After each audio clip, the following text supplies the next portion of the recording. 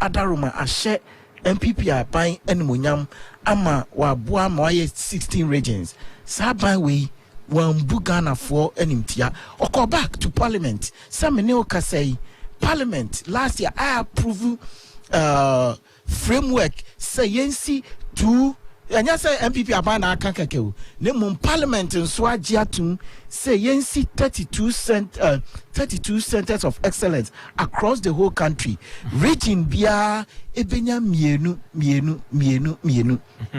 now on top of it onto aban so fa kwan say every district bia no enya kra no say nya one TVET center pure TVET center mikroma kumadan ebi koho abaya daroma ebi koho enyinem ya o konkran we de so kono akohwe ebi enyinem ya ebi ho asin jakai any technical complete new school 32 centers no enso no ya briehu bibia a phase 1 no encha no ya de aso dey bofom because I go through parliament, I go through cabinet, I go through parliament, I go through all the finances, I go through value for money.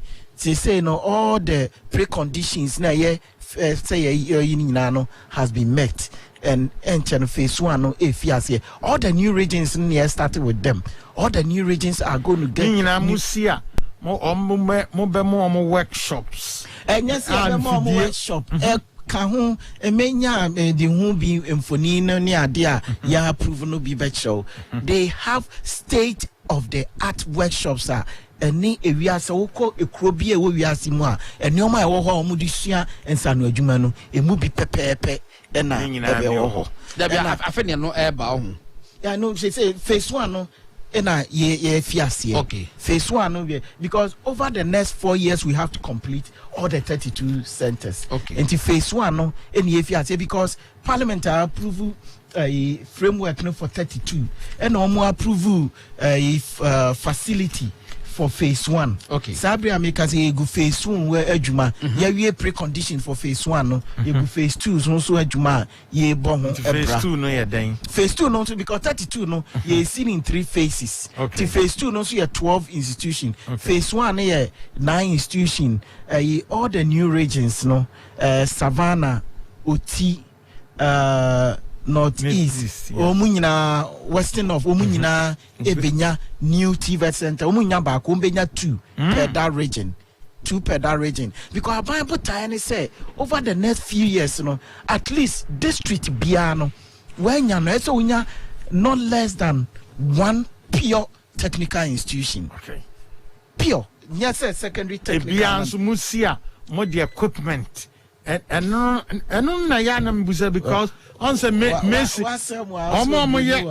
omo messing room to which you say mubenyo omo de amom omo ye auto mechanic auto no kra no doso e bi ye omo ye engineer omo ye body works any omo if I ya ma some of the schools ebenya jewelry you share Ghana nanka your blacksmith goldsmith ni ade gold aye 2 ahayi ni na ye de kwa monane jewelry yinso eka ho enti nyoma ni nyina ebeboa ma ya industrialize ka agric nyoma ye say ye wa agric mechanization ni ho ania eka ho auto industry no all the various trades ni nyina eka ho oko ICT all the various trades ni nyina eka ho oko performing art. In fact, Aniji Semba Kone said the first ever school of performing arts, which is a TVET school, is being built in Kumasi as I'm talking to you. Kumasi Kwadaso. Kumasi Kwadaso. It got brand new. Everything from grants. Most of the buildings edrulent bi wa or more flow so. Me no kasei. O man penny last year no kokati sword. Ube kodi ya opa suma won senka for a movie village was a den debina.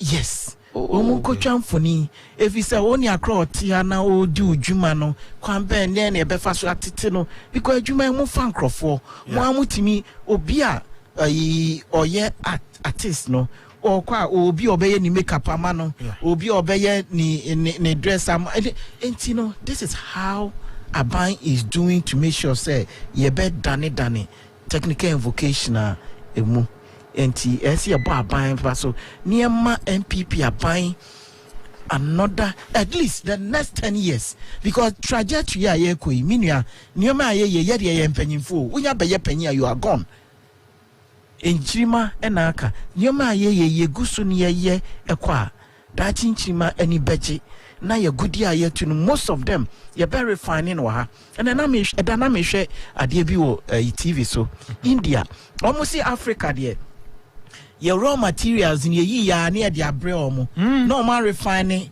no ma put here no ma add value no mo de abre MPP aban say yeah raw materials no a bread do say yetimi add value to it here because sika no bia ambusia bebre ekobubo ya sika no omoji ano omo dane ani a no ma sa de amaye sapre sika gold ayetu aha cocoa ayetu aha bauxite oil insu bebre be ka ho kwan be so na ye benya skill people na yetimi aboa na ye Ghana fo na ye adwuma na buso e wo ha man emabunu adwuma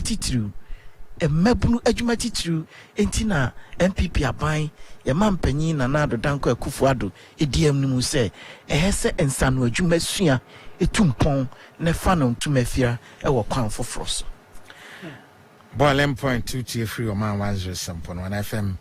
Ye we said ye be ya Ghana ni bia wutie ye no obehunu abanso anamontu awotu edefa technical and vocational education hona ochina wote so bi kasa me ba me ye ni se sinise hu sanse CODVET eho na bibia ye coordinating free MPP abana de ba in 2006 oja hono yato na jeje musa ekosise Ghana for asade MPP aba in 2017 a omo aba beto aso na enhihye ya abaye de ama obi a owie school ompese enya ngoma sua se ni suan na emom adwuma sua nso abata ho obi otimi di bibi ensa no eye bibi ho asem na eka na Fred na wo ka se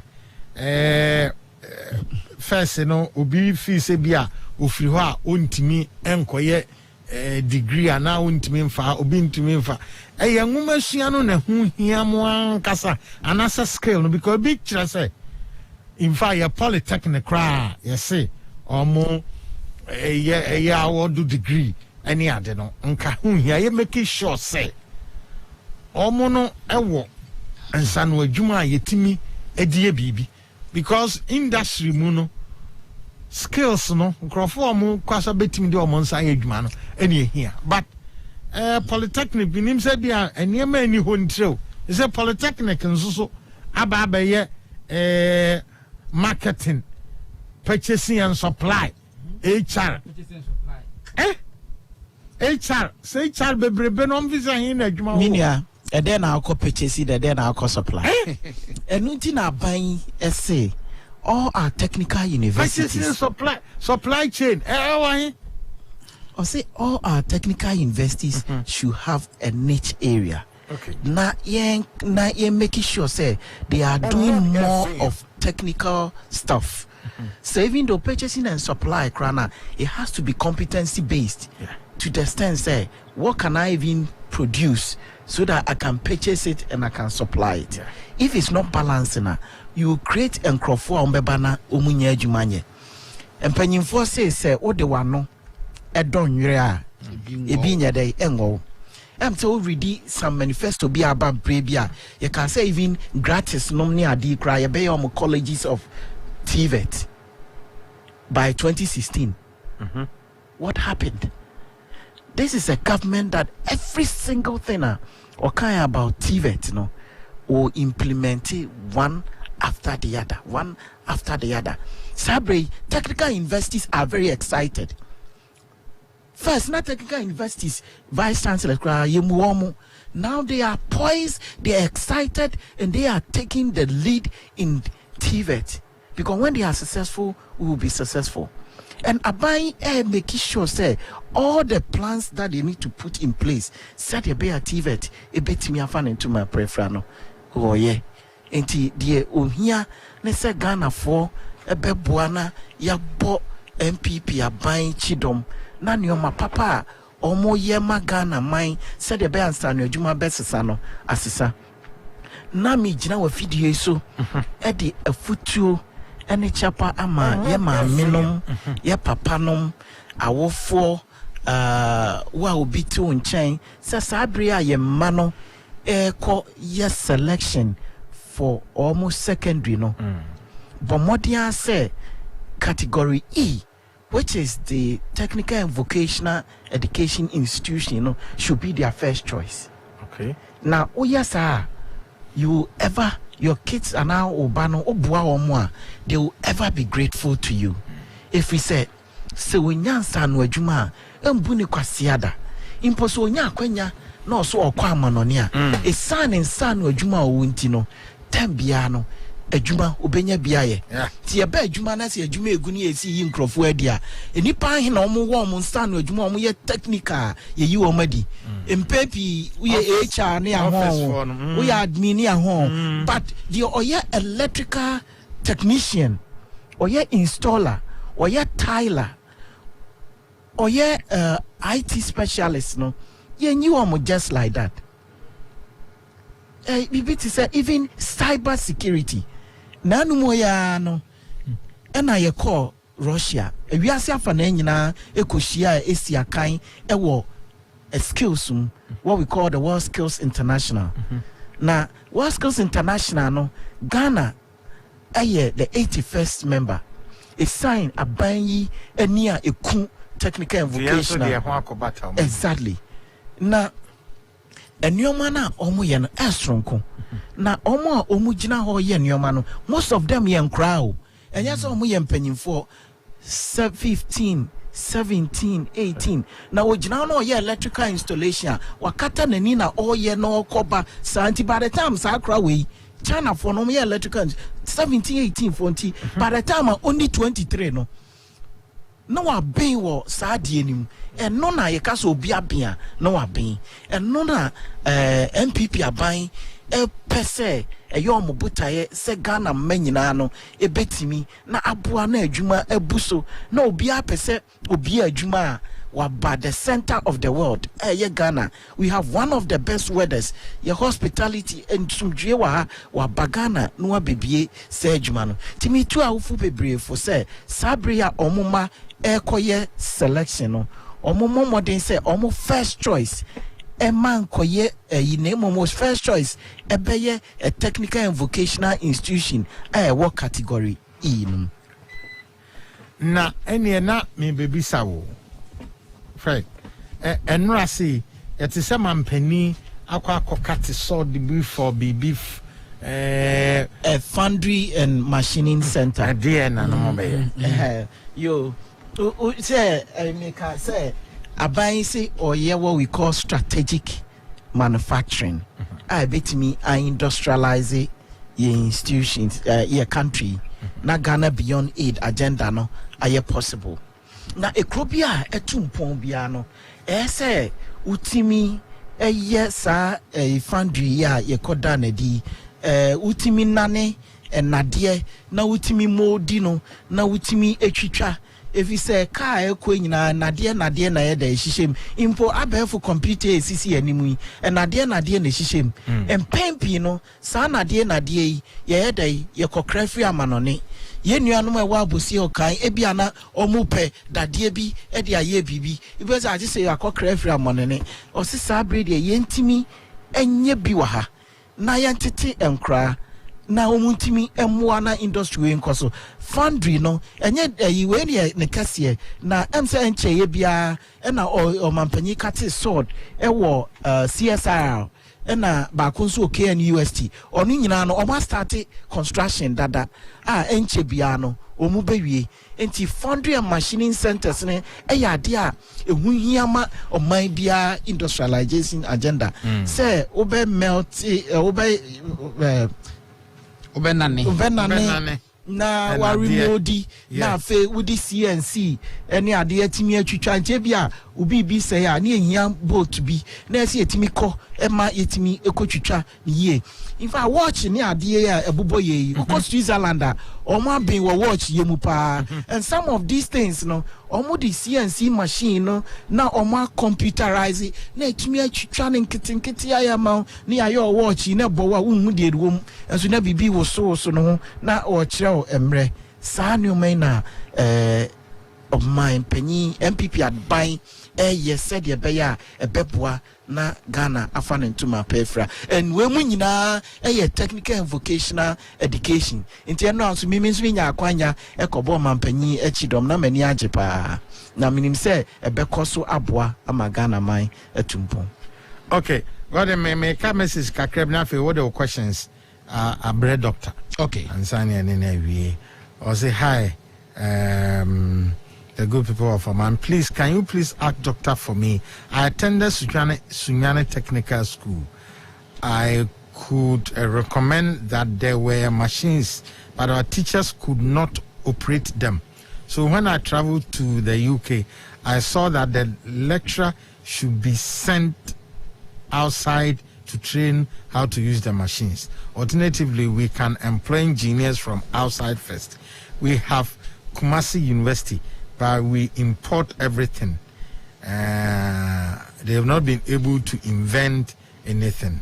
My name is Nanaya Maya, or Northampton, UK. And they also know called technical school, but now machines they see hono na or more teachers or more any use.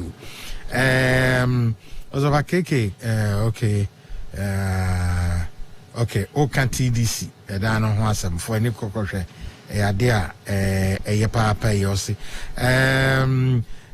Greetings to you, Offer. I'm very glad about tonight's discussion. TVET has registered a certain impression on the minds of Ghanaians, including teachers, as admitted by your resource person. I suggest that they change the name to, for example, utility and technology education. We'll be going for professional education, professional training. Okay. Also, Nadia, our day air banner. Well, it's a good evening, boss. Gone are the days where one goes to technical and vocational school because he or she cannot do well in their reading courses. Now the story is different. Products from these schools are hotcakes all over the world.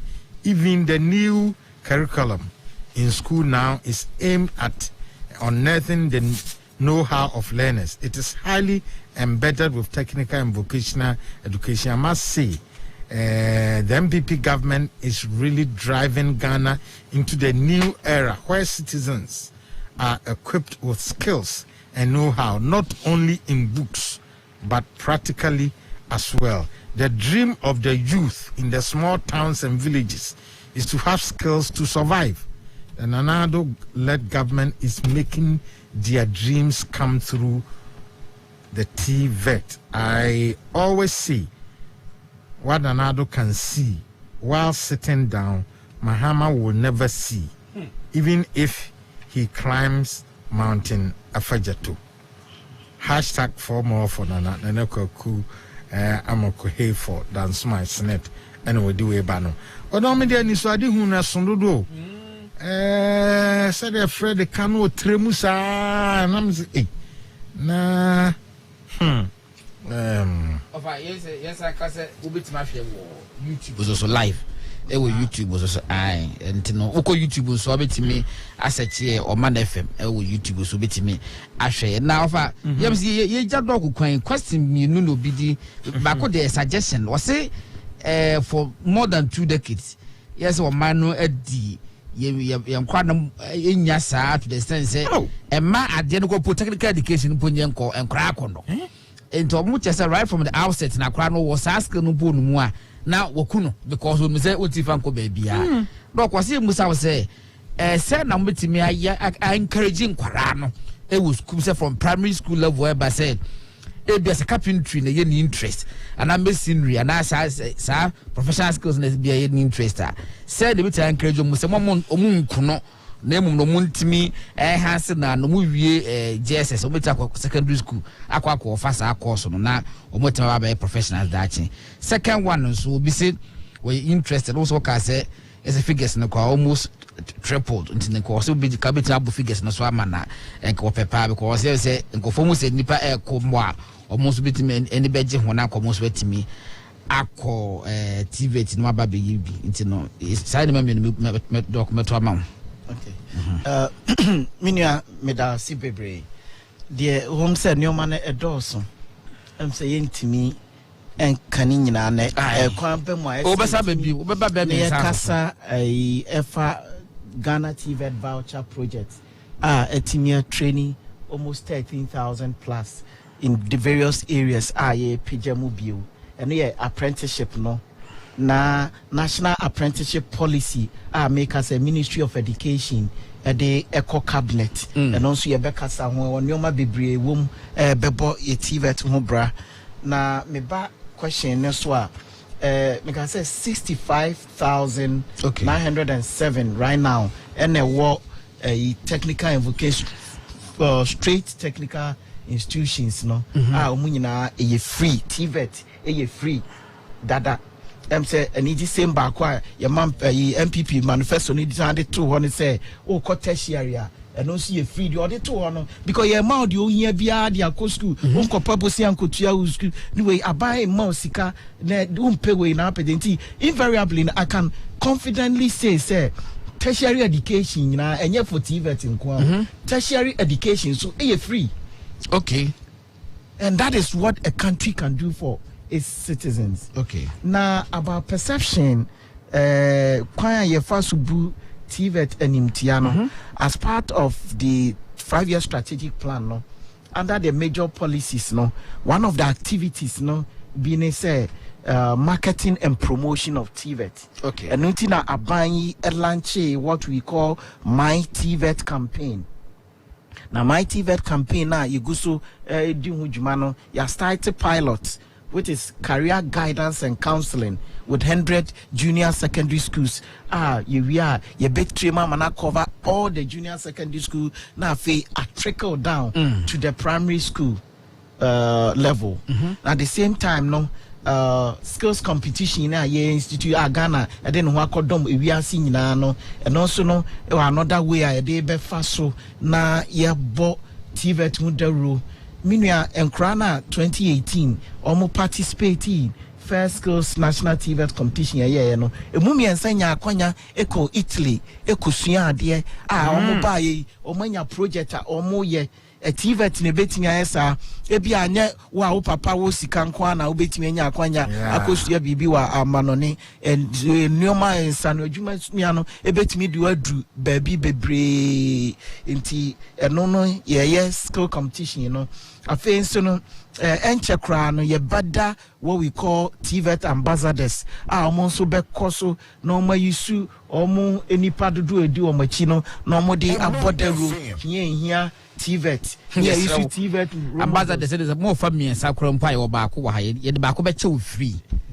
osaberema wo ye TVET ambassador akasa ntele de mutimi ba ko kro mpa ye wo no electrician papa na afin so ya ye TVET clubs junior secondary school and My TVET campaign no is a comprehensive project and not just focusing on just perception about TVET into no said ya beya krani bebre krampo no how do they know say TVET school na e wo ha no e bia wo kopando amebe mikra men yesu tumra no akire si wo hwe TVET schools na ini nyina if I say Accra Technical Institution and cry omo first year emma various trades omo auto body repair, motor vehicle engineering, welding and fabrication, mechanical engineering, small engine repair, electrical engineering, plumbing and gas fitting, wood construction, building construction, refrigeration and air conditioning, business system technician, computer technology, creative art technology, architectural drafting, so we want to make sure say they are preview to all these program at the younger age nanya say onim say because say onim adwuma ba ko penti no ene wan ko school bia on tiasie enti these are nyoma ye encourage say oko convert website as part of the My TVET campaign no ye wo interactive website ubetimi akọ enkra no yebetimi pesi encourage womo no mo ye exposed to some of these at early age. Cartoons ebetimi aye ni nyina no ye fibiase a ye nyesa afi ne ye beye ye fibiase a ye what about some crowns wo JSS sa options nyina even before mbe choose school no e be so tumo mu because be the ones who obetimi akọ technical or vocational school but sa courses nyina ade kra no onim obukra IT and no person ya obetimi akọ technical school straight. Exactly. He said, we want to make this available to parents, any junior secondary schools, Said, when you said tema technical and make a free data. Mini problem nya afi na me ko kase me pete tema technical free data akra technical free data Sacred Heart technical free data Teshi technical free data Ada technical free data Don Bosco me kwa me kase me bobo mi na afi ya mo mahu the various programs I oho said e be ya enkra no betusu a o be kase enya bia chinchina se me ko we. In fact, so omo di omo nsa no nsa ye adwuma no omo ha na be fa lawyer for ni accountants ni bankers ma omuti omo ka enti se omo don so a wa hwe a bankers cramp no omo enye enti no ese ye bomoden say ye mkra ni bebre ebetimi ehu saade god know himself fire button or fire boy yeah it offer him say or yeah, polytechnic, quite like no quite through technical. Now, a day of the and I say, BB say, now, a message is now, or at least the free microphone, yet technical for no honor, yentimin kakakra, or say, hi, offer, I am an active listener of Boiling Point. I just want to confess that the program is very informative and I must congratulate you for a good job done. Yeah, you Nanado. And na ni trimo po. Come and ni so ade hunu kase. And na ye chirichiri mu ama manfo ho. Anado anko kufa do MPP. Abadwuma dey was say I am a mechanic I am a mechanical technician engineer who has over 2 decades of experience having worked in the industry. I have now set up my company to provide engineering and maintenance services to all the 1D1F factories springing up throughout the country and other industry. I'm a holder of mechanical engineering technician level 3 in plant engineering, and I'm humbly asking you to, on our person more contact note me mom. Others are no join them so are common no doubt. Says the Isikono. If I or say my name is Emmanuel. I work at Pioneer Food Company, popularly known as Starkis. I'm a mechanical engineering but by virtue of my hard work and knowledge and skills, I now work mostly as civil engineering and in many other capacities. I say this initiative by the MPP is going to bring Ghana's education higher, to catapult our technical ability to be innovative, and there has to be a law in Ghana that will guide this. What in any GNM say? Utim Sansano Jumayo. Obviously, the only solution to Ghana's problem is competent-based training program. The secret behind German success story. I'm saying Germany and some European countries. I'm saying about and San Juan. I'm so more bempa. Germany, that is so. MPB Abai say within the next 5 years, every single institution should be using competency-based training approach, including our technical universities. Because with that, no be complaining about the fact that equipments be or not instructors intimi enyusu. Yeah. So a competency-based training that means that the teacher has to display an ability so bet me use side equipment, you know. And you know, we need to, so there's more work for the TVET sector.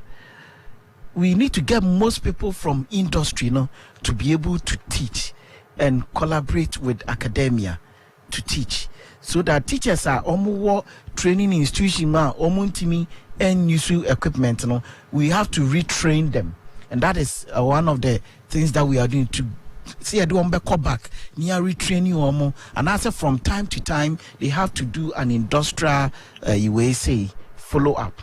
In fact, the national apprenticeship policy now, Ministry of Education at the core cabinet, say nyame buana ejua ebe da sa nyoma we mu nyina di na abehye your competency based training we approach no mu emma.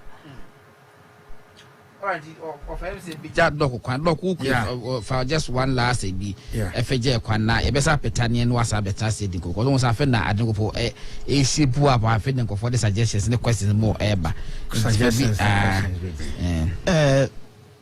media de make can say me catch Ghana mine nyina say e san say technical and vocational education e free ni ntino say oba select in the second cycle institution manning selected category E, which is a categorizing technical and vocational institution, you know.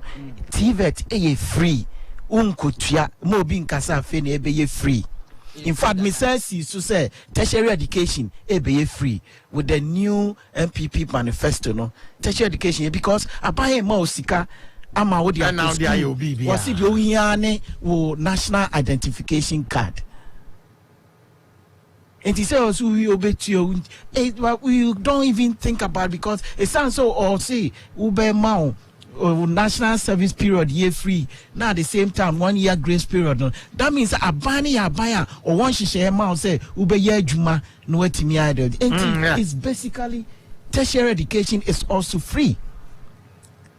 But I want me per se me simu dua bio say TVET e free dada ntino me sra wo for se mo ma no select ya menya anka ye nessa ni hu ye na Ghana ma no onchemu aduonum already have selected technical and vocational institution. If we say TVET e free, madam say emma mo chiefo nyina ajo. Yes, so ye da say ye tonsa efreo na obaye openi kwanchefo a ono ene da CODVET ano CODVET ene Ministry of Education mon krabata omo ehwe technical and vocational education Dr. Fred Chi Asamwa eda se apowo hopa nti ebesa do ababiem na o minister nso so deputy minister on the ano tenya kwamba na obeto aso ne ehu nhihye pa moye nyamenka mo nyina mo so sa mesmedawase God on. Papa, it's a TVET no one's about no diaba no. Na comments be nipa de ba ne say moya de pa na so no. Kanya yem say you know table na se. Nti amonta nyi kada na si table no so na. No yes so ba. Yes so ba. You better yes so. You better yes so nti busa for mo de munya botre. First kaka say munta muchuku. Munya be hu siditi George kwata denta. Maka wase na ma e dey akra bibia beba mamosa aka facts and figures motimi dey ato abontin obasa dey say bibia sikwam enti no obehwe na dia akeka no ye metete ho kakra na god ye ma ye ho sima kakra bi na yemfa aboafo enkrato emra okay isanse jumadi companies bi ena bo ho ka na mpanimfo kan se de otoya me a onento bi aha ma de otoya me de amegi se onye bi obeto enti omo a ombo dwumadi ho ka na omo ada romanti amamfo eti omo enka no yenti omo nkrato yenkwe no boiling point omo 107.1 FM ashefem okumase ene affiliate stations akaningina yentie Winum nearby.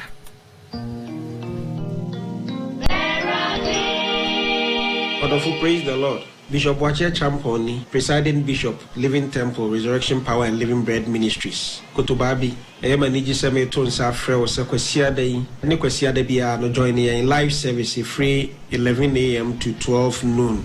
If you do back at the kosi dumienu, ebra ye de erade asem ebrel Oman 107.1 FM. Enu abusua ne ofie nyina momo aboa mo ho ano ka kyerɛ wadofo na megidi sɛ ɛda ne mra na wie ye no erade nam nasem ene Resurrection Power and Living Bread Ministries so ebe ye nhyira kɛse e de ama ho.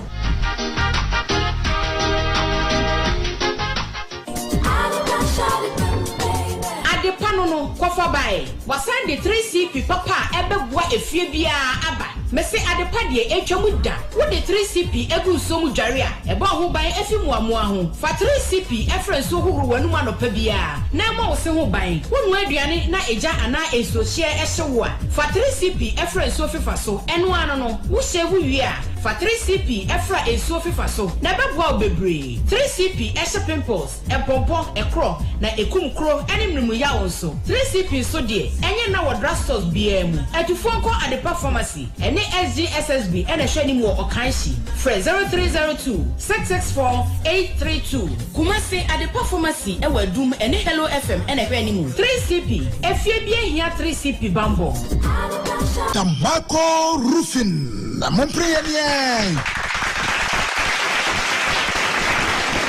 Tobacco roofing wasisem se wubesi dan den chance papa boso na achama wonti ana Tobacco kai wo se eba alusin ani aluminium roofing se self lock IBR IDT ani de keke kan ho de a wadam fua Tobacco akofa leasing premium a Australia technology ahwehwemu aya Tobacco fonko ane ton bie e wo Ghana Tobacco roofing products ani on leasing premium afe eche enye pentimamento emfedi anwe na ache na nsuro eponchene woto obema 20 years warranty. Tobacco roofing say alusin anasa aluminium and a new leasing premium. Kotobi wanakache wa Kaswa Budumburam opposite Triple X Mile 11 Abai Kaswa Toll Booth Adanta one West Africa Secondary School Division for 0244 468 819 0302 957 598. Tobacco roofing sheets evergreen.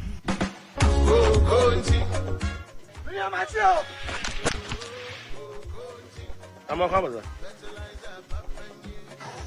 Anya, that's how we are best cocoa family. We be yes. When you skip your canyon, I'm not going to none.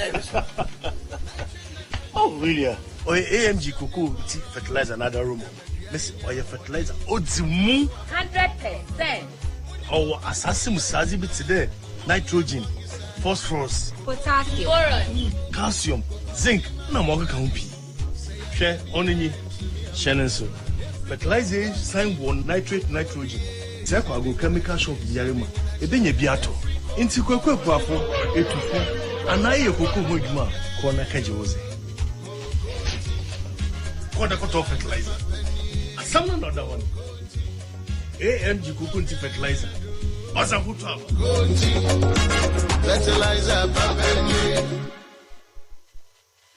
I was Unisex boutique from Osamumra, Okofania Papa Fefra Broche Abba. Ebia so the 10% discount at Tosu. I was Unisex boutique, what the Emania Maya Italian leather shoes, Abba, bags and slippers are Abasu Brain Abba, Mary Kay Cosmetics, custom jewelry, designer perfumes and so are the Breaba. Mani Mema 19 Sosopa. Shoe Plus, Akofabiaba. Abema Whoop quality Italian leather shoes, Tessa Peter Ascot, and Nicolette no more the Biaba. Afe sandals, belts, khaki trousers, jeans, Italian shirt, any quality designer watches and so on the aba. Amount for quality and we hear more. Our Unisex boutique say our aftershave and the colognes they say Givenchy, Lagerfeld and our oil perfumes. Our Unisex boutique say hi 10% discount at the Nyame Nyinasu. Our Unisex boutique Wajoulu Said Plaza ground floor I Benjoulu Junction 0244 649379. Ebensu Watesano Ebe Police Depot walk North Kaneshi Road Nusu. 0244 649379. Our Unisex boutique a new branch will Osu about 50 meters from MTN Junction. Hey, Hey, Unya. Oh, Kawi, you mean feely. Smooth. Kawi, fuel am the Guman Gold Super XP Ron 95. I have one additives, Papa B. Gold Super XP Ron 95. And yes, I'm debut. Gold Super XP Ron 95 on a higher grade fuel. Now, so no one in no fuel near Pepe. How much a die and send you and rentamo until Bomo Siska and a Sansu who engine no more Phoebe frame. Canon was also. It's when you nature no one in no fuel near Pepe. Gold Super XP Ron 95 for dear. And who here said driver via Becassa would Jessica extra via high grade fuel. Golly, I ain't in na. Goyle, good energy. Don't come here, don't come me, don't come me, don't come me let, don't come me wah. Franco Trading Enterprise at up to 30% cool discount deal and the Emma war, depending on what you buy. Phones, accessories, tablets, flat screen, TV, laptops, and all printers. Franco Trading Enterprise, just sort it out. And when you download the Franco app, Google Play Store, ne place order, near good discount, cool job. And your papa paying now, Pebia, when Franco branches in Yada, Brownie Mobi, your bien new branches, UTC roundabout or our Despa building at Chihuahua, La Paz, near New Boy Junction, opposite Prudential Bank, a new branch on them. After Circle or Rice, opposite EcoBank branch, also Oxford Street, Tama, Waterworks, and one of my Franco, Ebiso Madina, Hato, Koforidia, Ho, and a Kaswa, and our friend 0302 225651 and a 0546 133188. Franco Trading Enterprise, sale from Papa Fee, and you're not going. And commodate their cost na won kwa or better harden. Me kwa me kobi menuma na obia skata.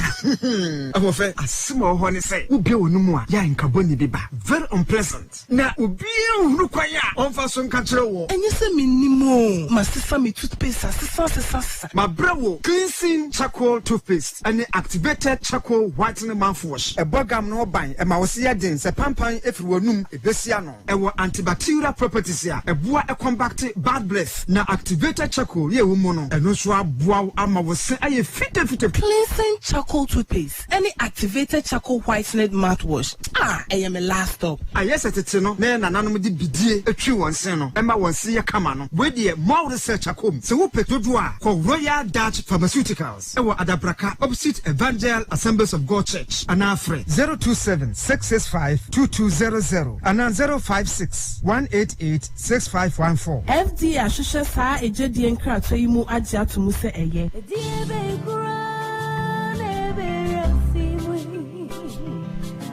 na be krone ni peni autoyi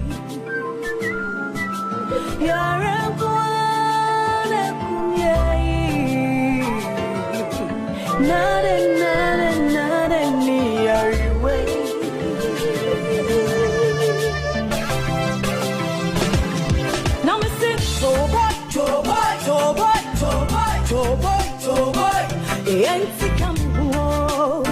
Maya Fatapia Abamisha Elsiano Pano Alaria Fiba Montavia Loss of Papita Montavia Mono Tavia Abamisha Say Punua Montavia Wonamia Montavia Wanuatuna Sound India Tapia Eba Mesha Usunumbi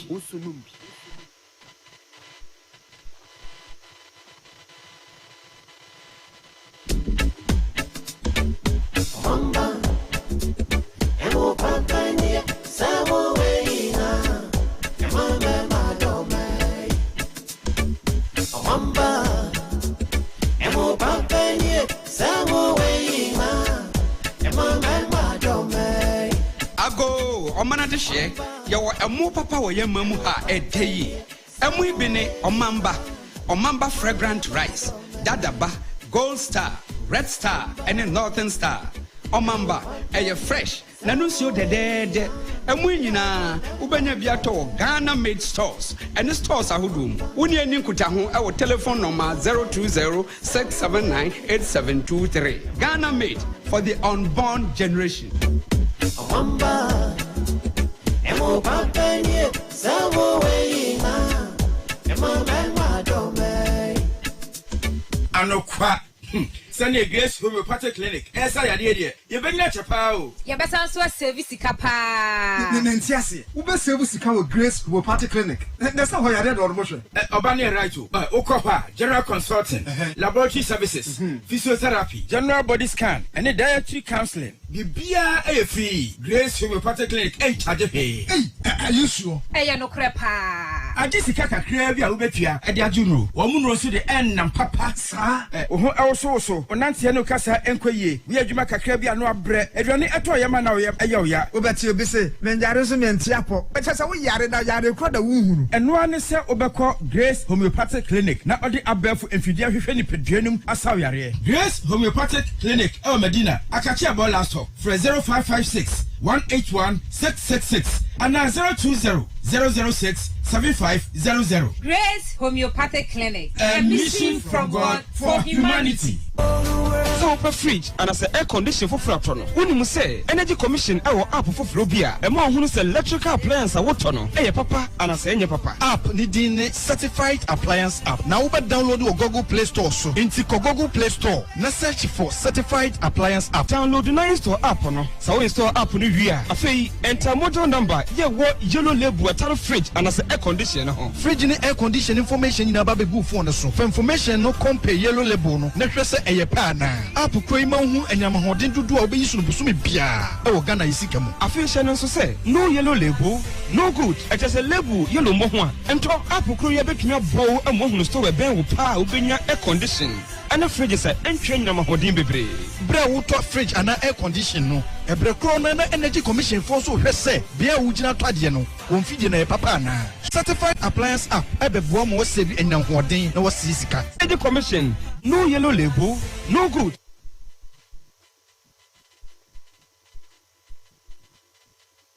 Oman FM.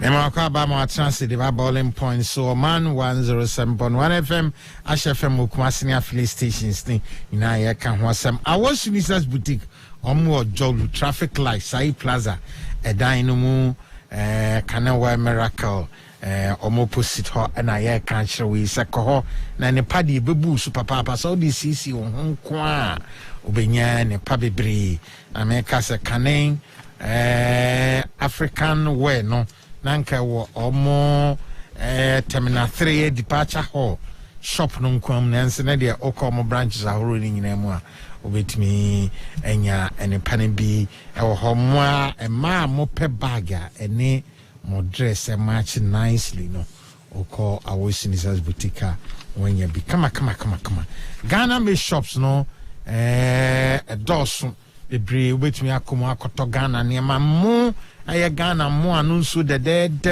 ene ne pa bebre na obetumi anya ho Eastern region for nko Asamankes Ghana Commercial Bank no opposite West Central regions monko Winneba Trauma Hospital roundabout Tamadia Community 1 opposite Obonu FM and I say opposite my Misekune Community 9 and so Tama General Hospital opposite na be Ghana me shops ni nyina monko pe enepa ento na so asum anyimo Franco Trading Enterprise o maso ye kese no wo Adabraka Roxy Cinema bus stop ni opposite koho na open laptop na wape tablets na wape printers nyina bi ho sese wo mo de TV abaye Franco TV nyame anim ni eni efe pa na o sha utimusa ampa o hwe TV quality ota ye ma number of years as warranty and also so no ebeboa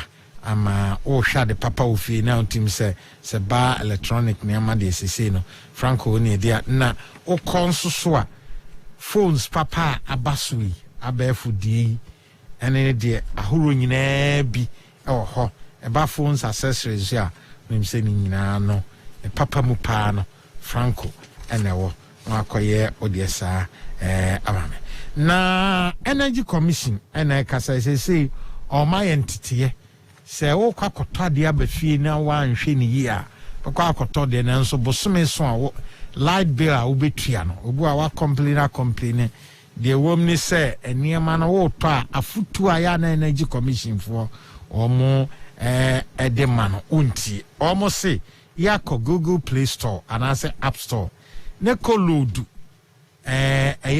Energy Commission almost certified appliance app no load to phone so inti abre bia o kwakoto ade bia use electricity no ubetimi abo e de ahimwa ye obibi efra no appliance model number no wo yellow label no we are no body a share omo app no mu e betimi a confirm the amount sade na woto no ampa eye genuine na electricity consumption ni ade no eye de ye hu se eye papa akye ye Energy Commission for omo ahye so e ho no ma sanse ye ne sama ye na wa fata electricity bill so na enkofo yes aba na afi ni adi studio nkomo no e be hihye so kodon ye free ejapa asem na se na we want to set a record straight na abaye trimu pa wode yes ade no enkrofo enya rehyimu se enye oncheni bi na abaso na FM gudi ya oba de achede a wode ache Ghana yi ye ti ha no enkrofo mo abegige concession ene enkrofo mo abegige oil blocks no ekwan ya Ghana peso ye faso ye bi wode omo no afaso edi akọ raise sika omo afaso de acquire list e was stock exchange ahoro so a raise sika nya Ghana hanko no omde bawo omde bi akwama horo bi so akọ bie enyuma e de atre wo mu nwumam na ye no ye de ano enya se ye tam ni nyina de akọ se de edi ka kan no royalties no o hwe income a free bia gold mining company bia or ye juma organa hano o hwe sikadodo a free mu the Ghana buy e won ho kwan se obetimi ne nsa aka ewom no o hwe chefa bana die se baso mu nyamfaso a esopa na corporate tax 35%. Any what a buy carried interest. So be a bema bibi se kotu koye ne den no oye de aba wo chefa wo mdada. Ansana enkitinkiti bi na royalties no aba. Royalties is between 3 and 5%. So royalties no nkuto na buy se. What they know? Eko stock exchange. Maybe na wakwa enlist. Na what media resistka. Ni abo bosia chadodo. Ya tia bosia hunsi hondodo. Kwa de unimsa one of our biggest expenditure items. Our budget me interest on loans. Oh yes. Yes. Sir, you know as we say free SHS amortization. Yes. As we say kai bo free SHS. Ube tua. Nenti abai ahu kan fofora obetimi afaso na enye sika ni nyina na ode kọ eno no nkyere se yenya income ewo gold mu biem ono ayi baba na friend is adongo o kan ni statement no over me kai na before I be ko ho no fam ayi yenya nchichimi kitua bi kakra and nipa bebre aka now there's that huge misconception or so far what ma change mu fa so e wo mu ase betimi aye saade no na nipa bebre adwen ne wo mu se Japan no eye nkofo bi be no mu se ba bia yo offer Japan no eye wholly owned by Ghanaian government na MIIF no Minerals Infrastructure Fund no an investment fund no Parliament legit to 2018 and na a war brand mu say was so mutimi set up a company ya mo first single purpose vehicle ye betimi akwai saade no and na MI for no akasa set up a Japan ye Ghana dia offer it ya set up a Japan no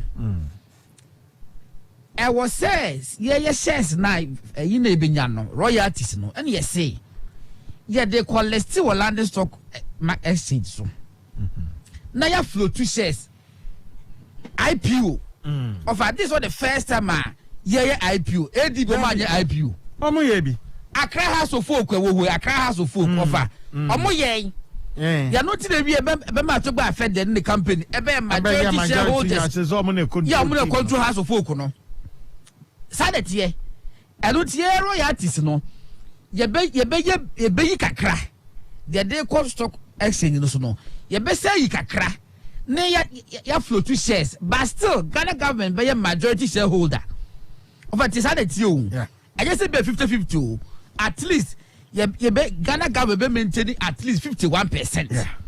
Now 49% no. Ghana for ni obi o wiase bia betimi akoto shares ni bi. But still Ghana government will be the majority shareholder. 49% na ye flow to sa shares no. Adoko be fi betobi. We are betobi. Ye be say nyeska. Ama ebe keska for the next 5 years ni eni ebenya no. Ebenya nene.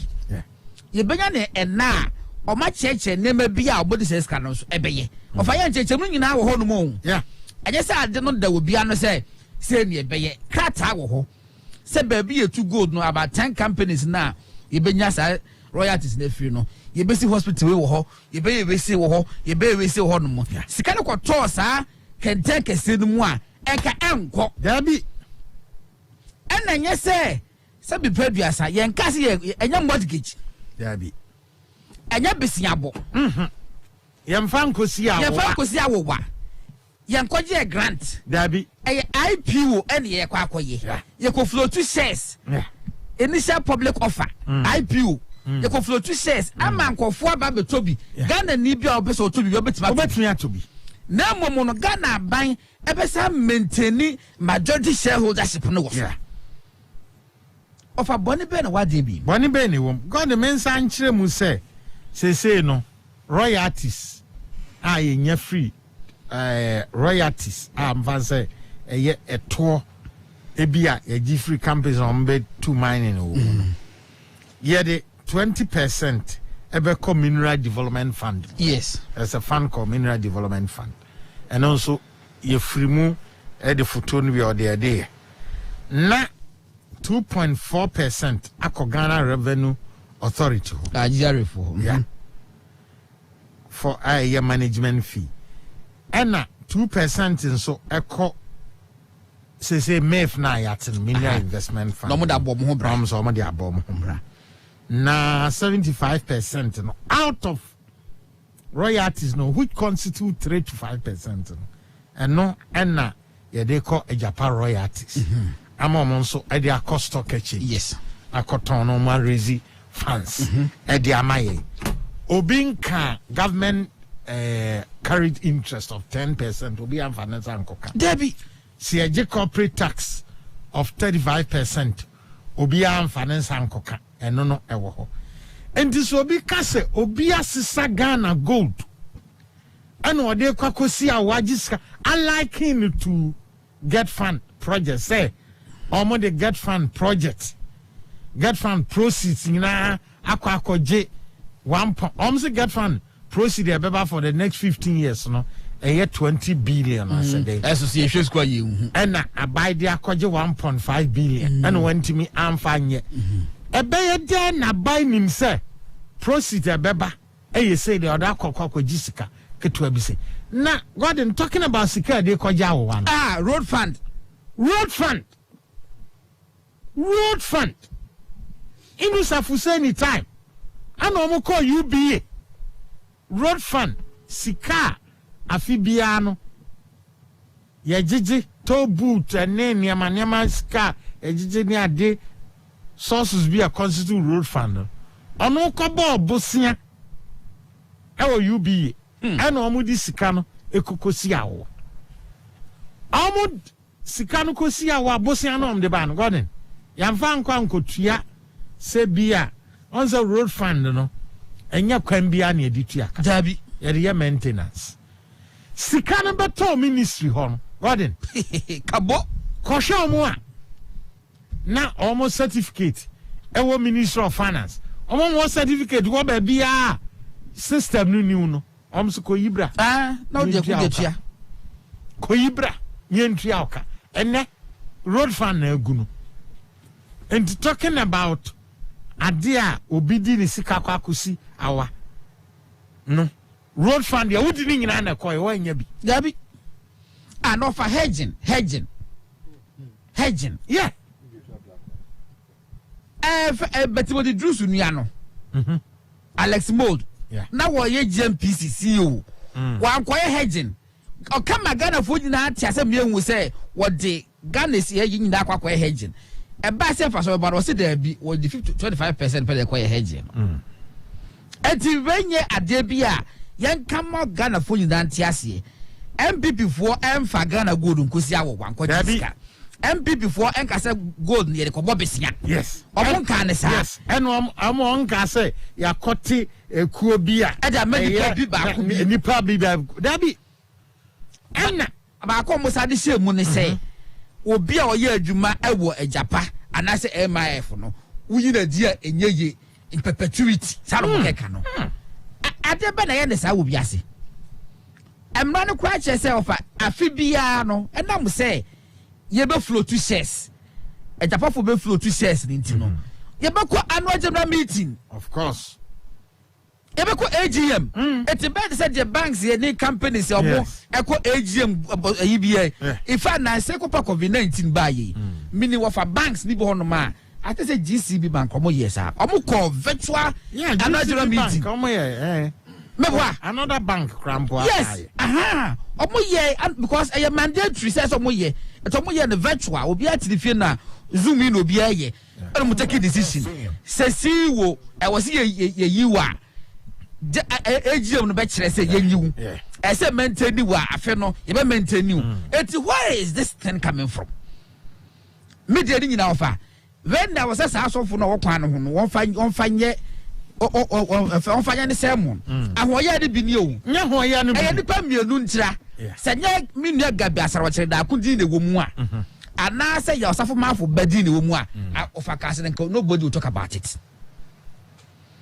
because it is the same thing and now almost started 2011 and now adwe no wo fom to be implement it's the same thing na Gordon me busa say nipa bia resist bia obi exercise discretion sagana etu anamon sei na se obi wo wura obetimi a play na de na kɔ nanim ayeye eno de ye hye ne se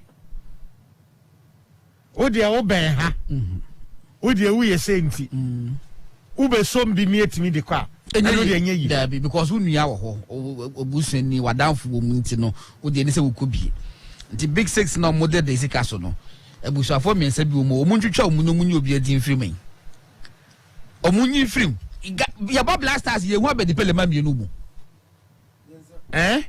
entina at the point the time mienu obi aka say in order not to say the blasters is dominated by the abedi pele family man ba contrast na me ba kwesi mebo no Gordon me the bottom line de me hu ni nyina ne say amamuo na yebu no enye nyina na ewo hu nyansa ene adwene dabi ebi nimdie ebi nimdisen bi ebi ko edwaso ade nhihye kwa ebi gitum chin bi Gordon me bo wontibi nka nkyere me se na wontibi nka nkyere me se ade oforiata kan oforiata betumi aye bia no ena fifi kwati betumi fifi odemo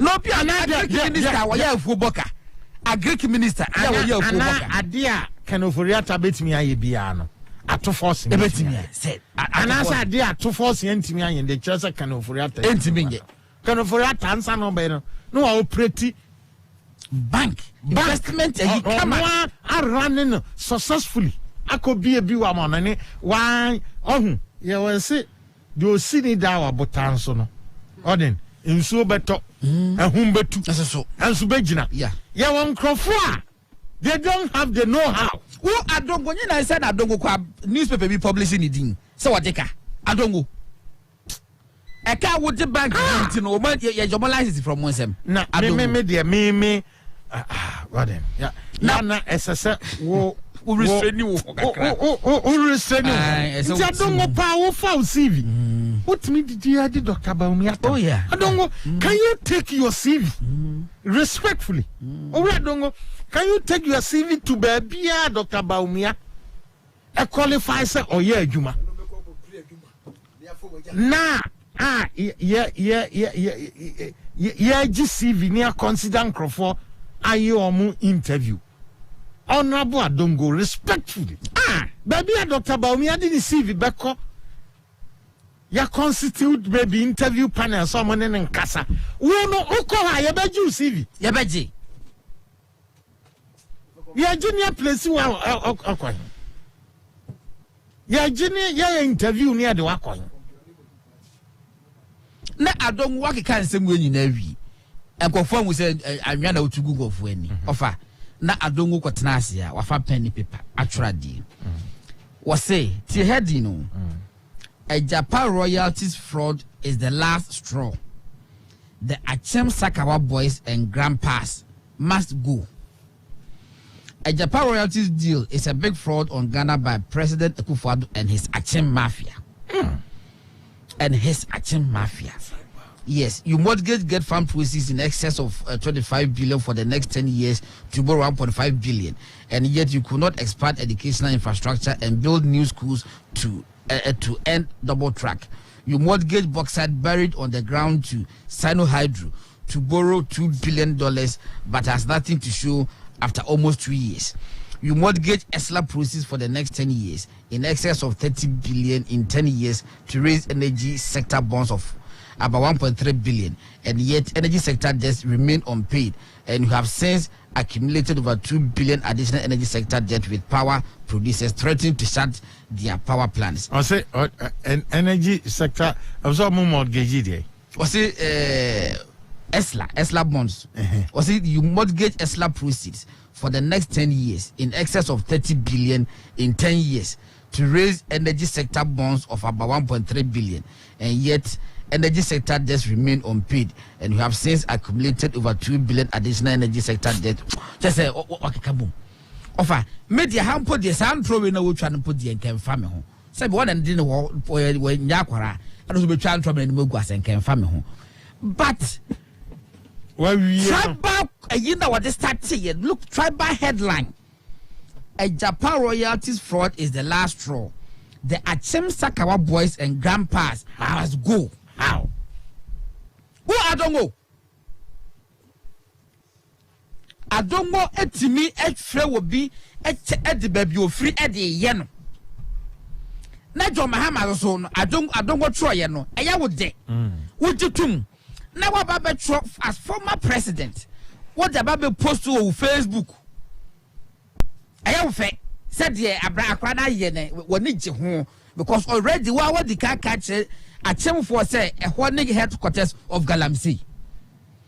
Of our Mr. John president, no mutu Galamsey or Bolia to the extent to say, oh, Mukake Galamsey for the police in the Trokuno. There be no more free as for Oman FM. Galamsey for what Bolaba boy. Police did you Ekuno John Mahama now that was the president. Now what to be sorry I catch before say a one headquarters of Galamsey. Obianka the view. Oko Kumasi Eko did the phone in atem. Say as at the phone they say ingrate just will be no one more as at Tini Ben Wine Papa Obekai. Nasabi Adam Bato Uko kwate besen ena wakasa papa na dua besen na kwate ye ena wunya sofa so na de be bi ma akomase ana ye nti ye nyimba wo so wo twa ta se hwan say akoka ye dia or the on dia akosa cha akoma anya fi even say me di sika kompo e ba be ye kumas kwa ye mpoatwa unim nyansa mo bi nkyere nyansa that is it afani mu nkasa sa unim nyansa mo bi nkyere nyansa some of the statements na adongo ne John Mahama mo keka no say ofri ni krom eko canon the next time I didn't talk about krom yep on ba buno I didn't talk about krom me say some of the statement and yes nipa mo ba bi no kati omo no omo fa hwe ho one ofri ni krom eko the next time eko make some of the reckless statement region where to spark a war. Yes, even within the region. Yes.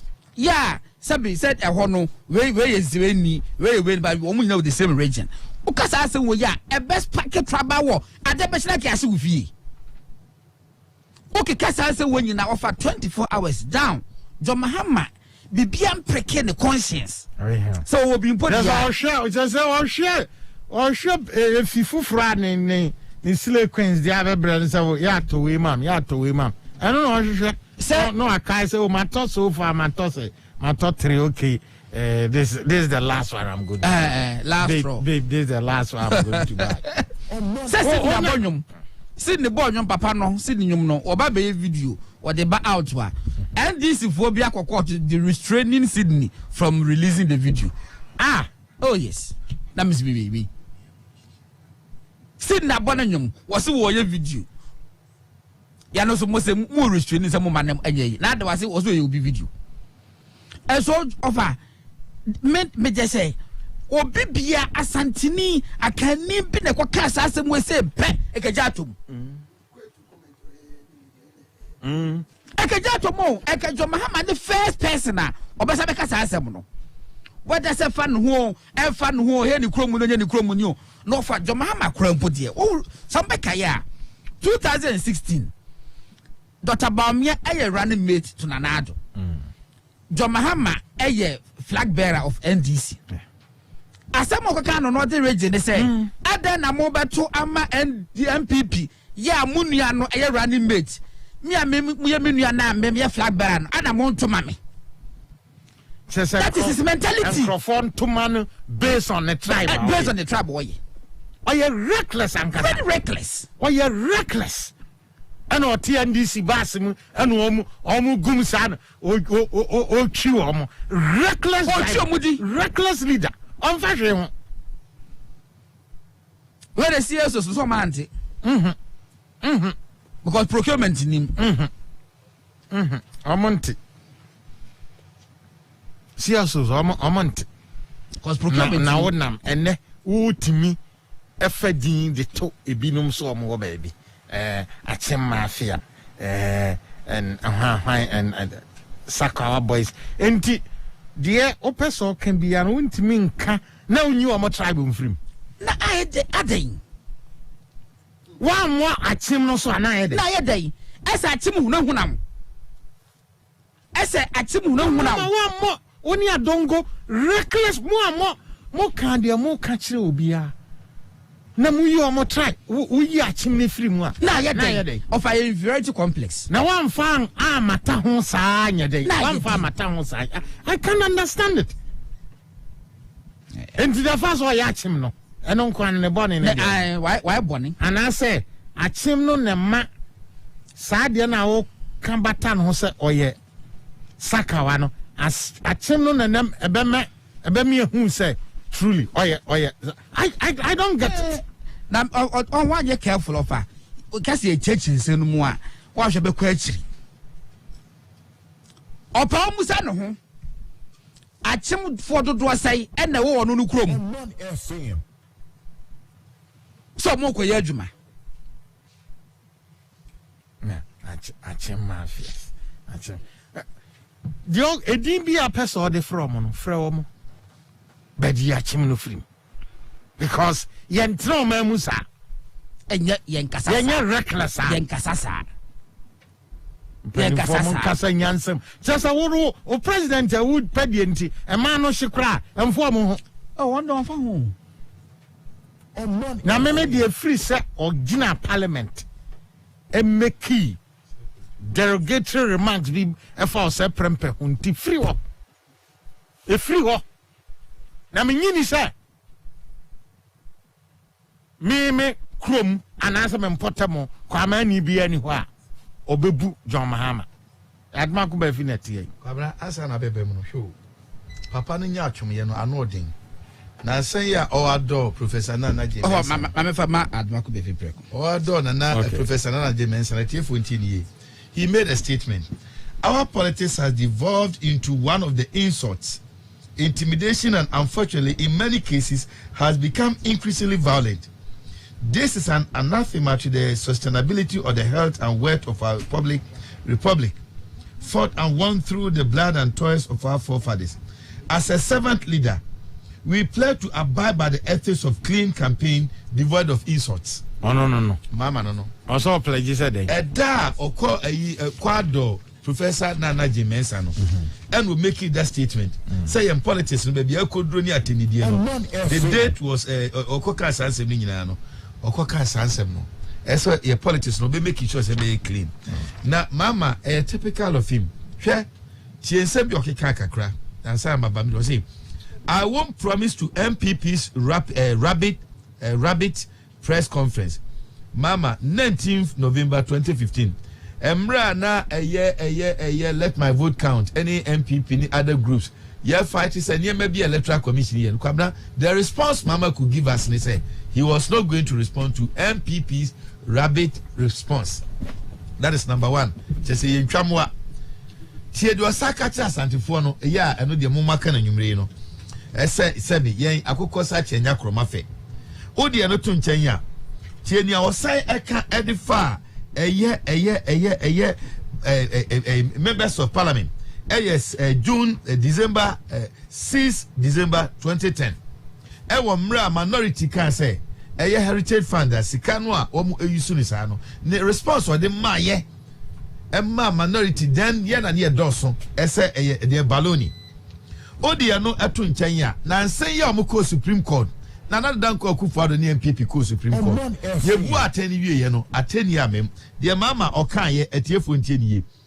Despite the well-reasoned reliefs we sought, the apex court of the land gave the leeway for the electoral commission to go ahead with the exclusion of the existing voter identification cards from the list of identification requirements. We are deeply disappointed. Now, Utimi could catch and say, despite the well-reasoned reliefs we sought, he said it to the Supreme Court. Kabra, no, ubia enim senia, mama, a city. Odi no esiti so say.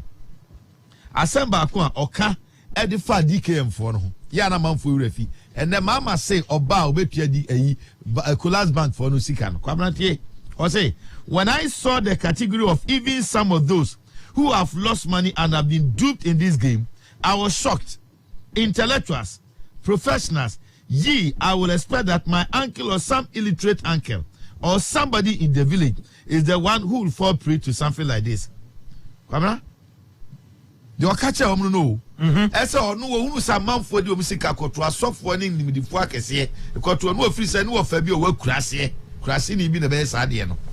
Now you said this is not the first time mama ADD akuafo any kurase for atem. So okay onu ani book wa otwere yi my first coup d'etat ya otwere na. Kwamna mama nka semba ko okane fa brand ye ba ko ye the classmate ya ne friend no Ezra. Asemu a mama timi gina nyame anim nipa nyame abone se ne nseso na tie brofo a otwere e de describe se nipa no a na timi se papa we say no omunipa yeah, yes, oye reckless. Omunipa. Ojase, oye reckless. Onfa ho say ojira himfie na obetimi akasem bi na no apagya amantokwa afirase ho ne yakuno kraka ho. Oye what did I mention? Oye mark statement on susushi. Obia won the book ni bi my first susushi. He just 39 to 40 no. Na main quote was saying the boy's name was Ezra, and despite his best effort to fit in, it was apparent from the start that it would be a most difficult task. There were 10 of us in our dormitory, and Ezra was the tallest. He was a couple of years older than us, and even though I am sure the other kids were curious as to why he was even in our class, nobody asked. It would be impolite and in poor taste, and it will make no difference. After all, whatever the reasons, Ezra was in our class, wasn't he? Something else that made Ezra stand out was that he was very muscular, which was quite strange for a child.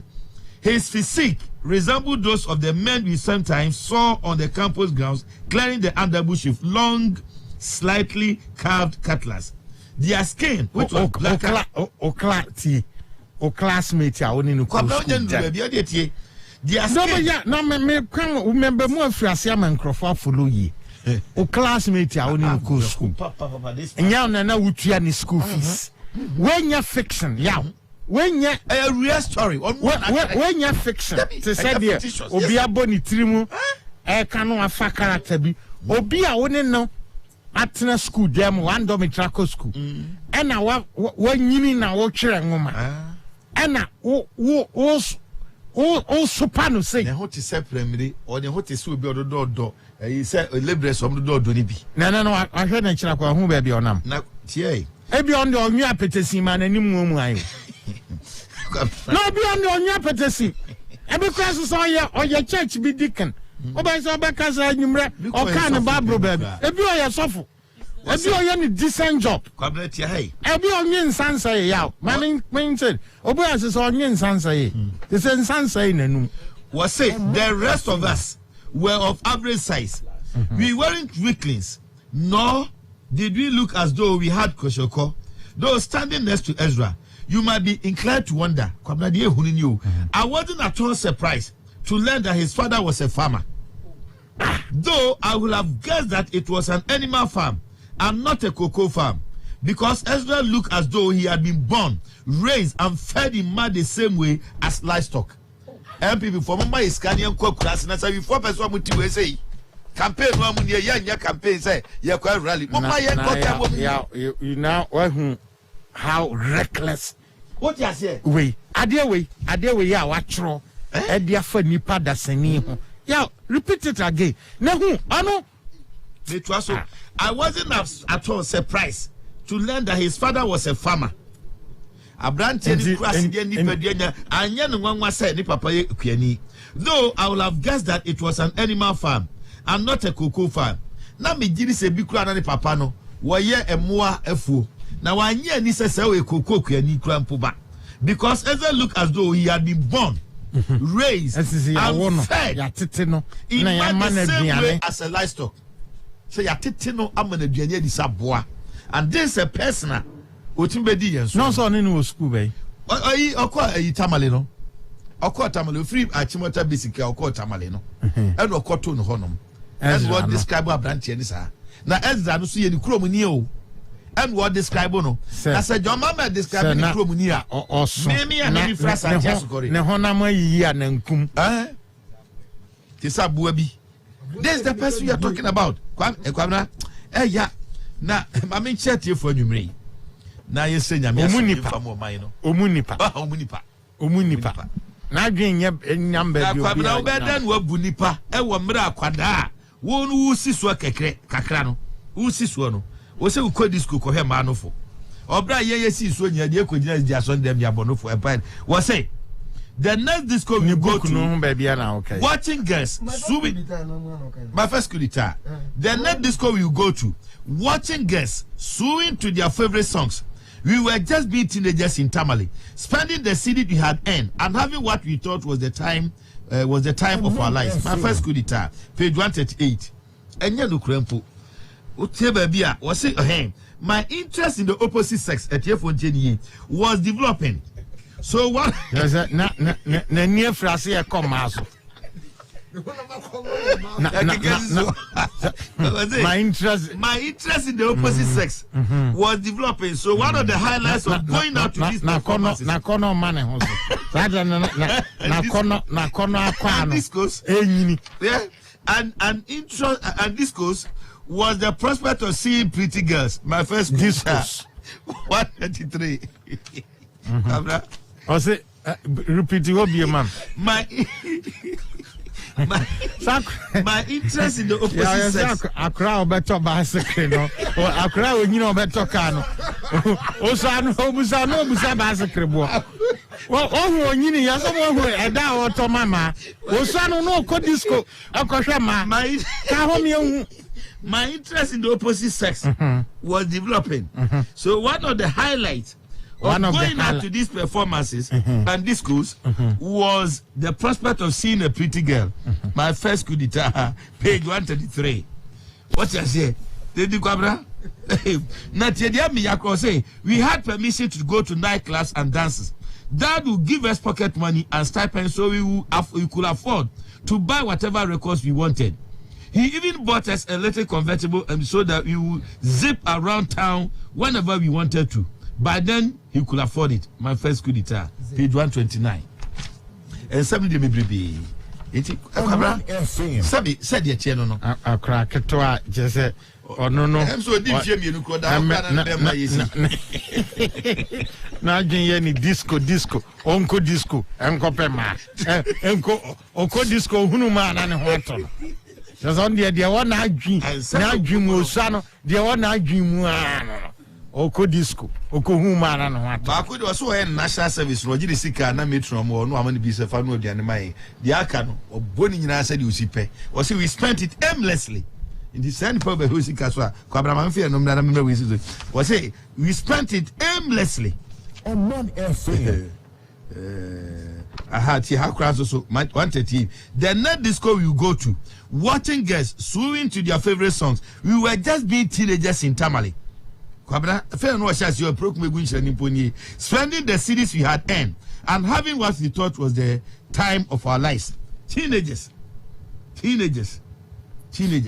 Or say Hannah, you say be a shorty and son a shorty, but no baby to be.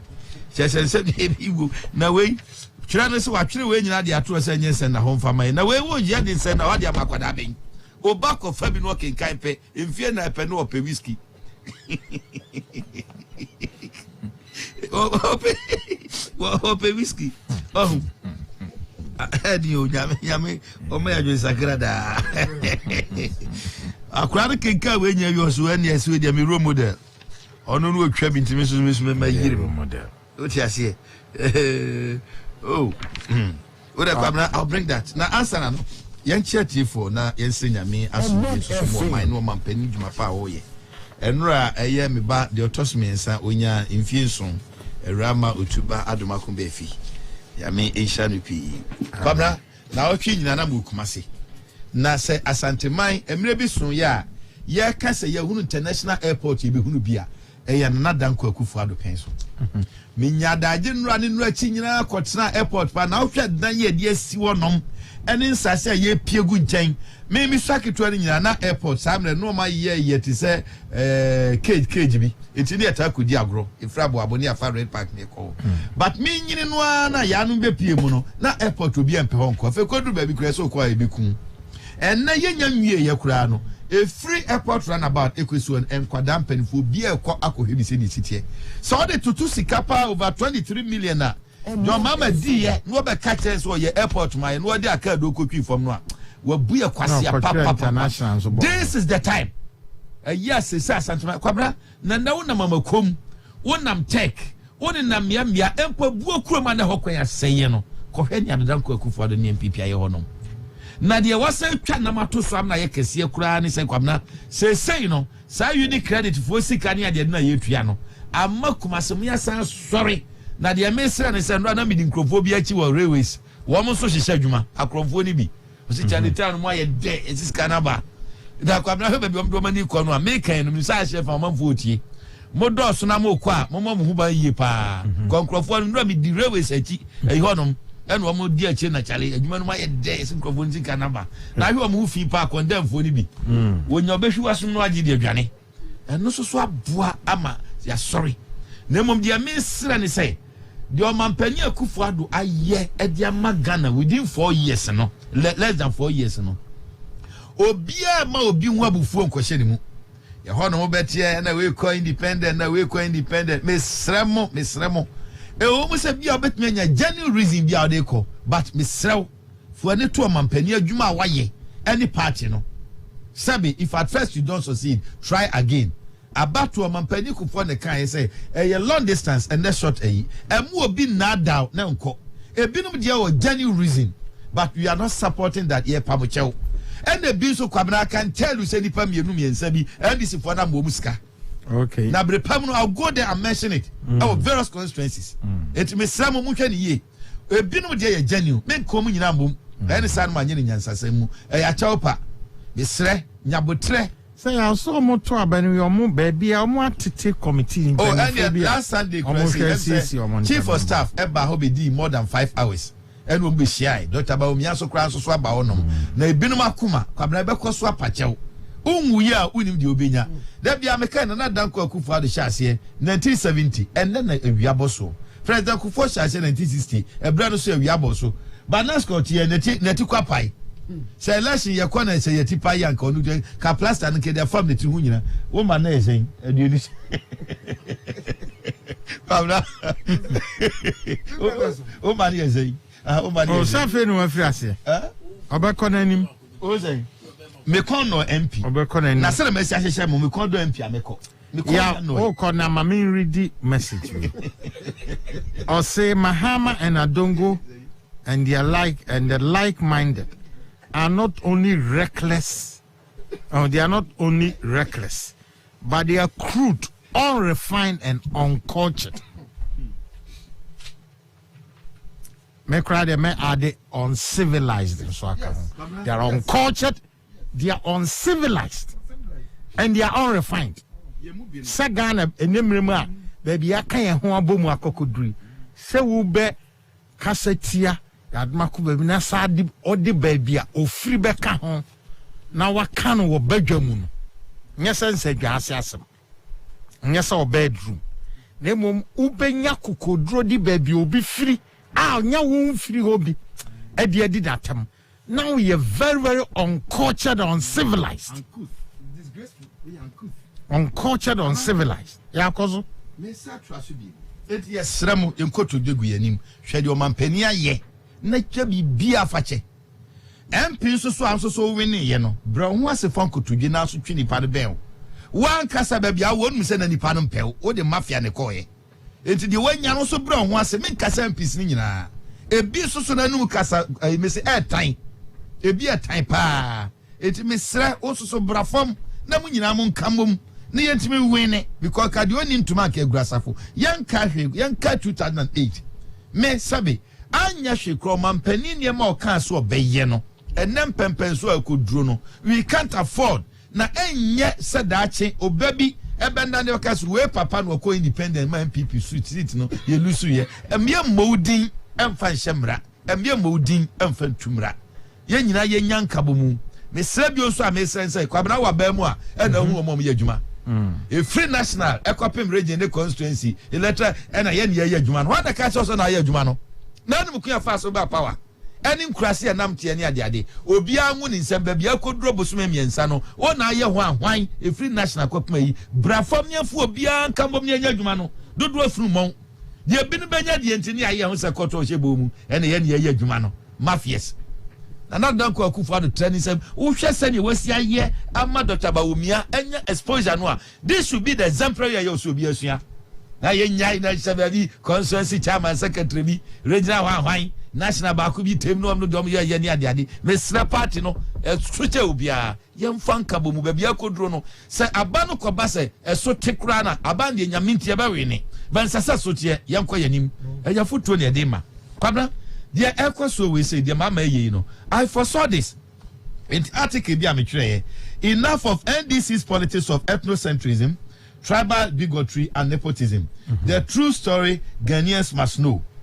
Ethnocentrism, tribalism, nepotism, and politics of discrimination or exclusion have always been the bane and also inimical to the smooth functioning and peaceful coexistence of any nation.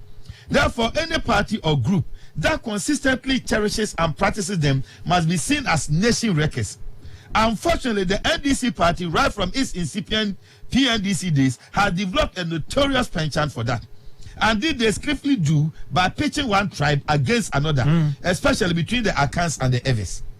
This crude and cruel act by the PNDC could possibly be motivated or inspired by the writings of Kofi Awono in page 57 of his book, The Ghana Revolution. He said, "It must be evident to all Ghanaians by now that, for reasons that were not yet clear, Awards in the armed forces have achieved the reputation of being notorious schoolmakers and protests against successive government. This could be ascribed partially to the fact that the Ewe, the second largest ethnic group in the country, see themselves in opposition to all government in Ghana. The large Ewe presence in the civil service, the military and higher institutions of learning is seen as an effective check on Ashanti effort at hegemony.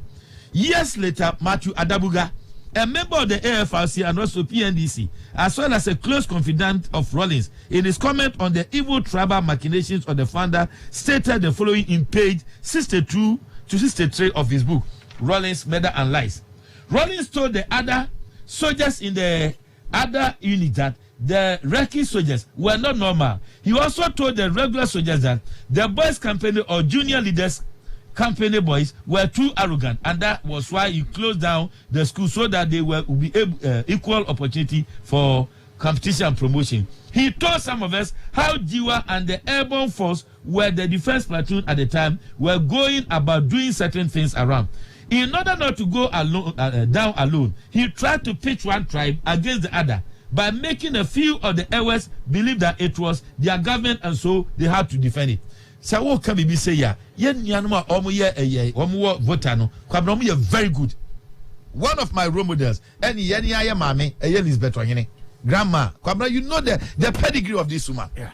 Share some Okujetu, former bar association lawyer. Share Yenia Perukujetu, share Piosonom. And Dr. Obeda Samwanum, so no Mushia, Omi Nipomo Passumbi, but Nipa Bakwana, you do no pentino, no coffee, but no agent senior. Now, Kokabi, Koko Canceromo, about 20, a Persia Shemos, enough of Intina by the Asrafo. What you say? As Abba, meanwhile, Branya Hong Kong Asrafo, more Quatamalino, Aqua Congress. Yeah, look. John Mame. No, Sagana. That's what I'm for. Saga, look, many a member. There's a papa Mwako Adam for grand. Media Nipa, we Nipamu Peso, can the Petribomu dear. I will name Rim Ghana highway dear. Yow. Opa Fred, Dr. Mabel. They are very dangerous. Kasapo Investor of Ghana, and now Dr. Nyaku. Will be or yes, or complexes.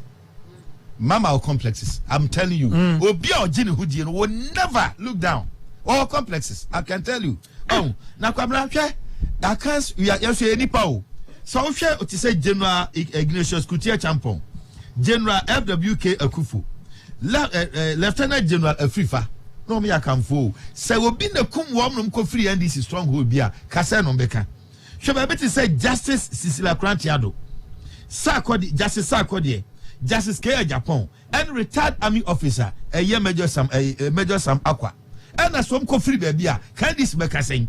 Kwabna dia no to nkyanya wati gyan ya na nse no ye didi onu ani nua wo tech kiremejan ekotwa ne nam at the PNDC a time e de nam no hye no ma ne we I can't see for so suffer odi no atu nkyanya kwabna ye hwe nkrofo egu wo mu adwuma wo hwe obi ti se BA mensa ya no kra de waka na ya na oh me pese ye better remind ye ho e wo fidie so no ya meba yanka the embassy condemn say politics are now no to me the mama pani say jabe power baby nan tokwa aba ne se be a free election okra amaso across the border because you see but you should be very careful because anka he won't be that reckless what do I say anka because the level of recklessness no ya what do you know won't mean say Kwabna apart from Kumasi Airport your mampeni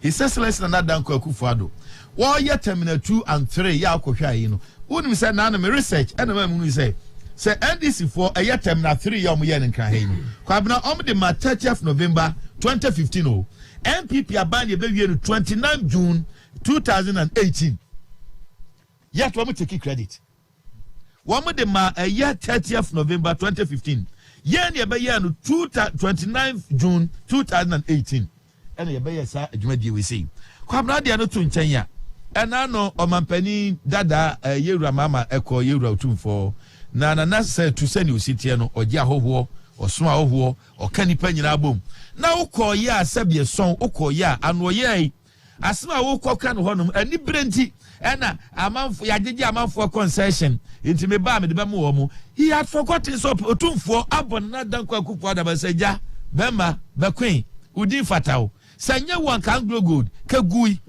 na sa ukogina otumfo anim ko ka tensa me ba message ama wo mu a asantima mu ntie na sa mo hini poni yakosa asaboni oya ya no de ye be den owie ye ena me ame mame ya me dono wono so anu ati otumfo ka tense bema wo ye adwuma pa oso so ba beye nti mu nyina no monko kan che mo nkura ne nya no ya o serious na ye da ase ne mo bi abanye otumfo so de ni asanteman o mo trip no kogwa ewo o de sen o mo trip o mo de ko manhia o mfiri ho pa de amfaso no mo de ba o ti ase na de ba ko mfaso ba ko ewo mu ni se hoko tutu nsamfu o mo ko nem so mo na mo nim sa nyansafo na mo ko kasa no na adia ba ko mo ko ayi se obi mfiri o no akọ ho se wo do ho ka ko kire o hene na o ko no hene tufu a obi abanye wa o ko ho sa akọ de so wie ya odura ni mo ha no me de nwom ni obi abanyo o ti ase mo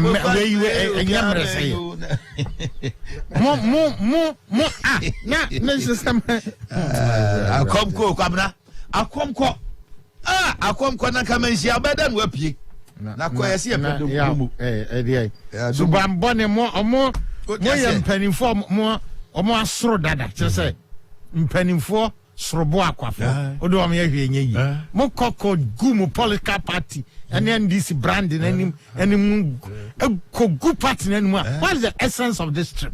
So o two car call in penny o two for naso obi abanye or baba see our count they all can your mahama sujana me ba me do be a concession obey go nasa dia mama for waste of time what you say na kwabra waste of time ade ba ko so ehunu say the bible kan say nipa nyina ya ebo akura be nyina ye no ade ba ko kan ya enwanwa kese ni say wan kasa wo free so so jadompe ena na danko akufu ado bae na wonya abotre atwa nyame anim no do penalty mi aye nti what akodi adanse say oba who command the great push a year 10 billion for infrastructure na do pet me 10 billion so in effect no or unknowingly no he was giving credit to Mapani akufu ado se sika sem na gina yi and they make kwabden traso mu meanwhile the same 10 billion now kan wasem no and then you free home city kaso ankoma say so obesi 10 billion kwatikwa so man to makwabna tie ni din ya de ye hwe wo mo na kwabna ma wie ni sa no memra ye manifesto no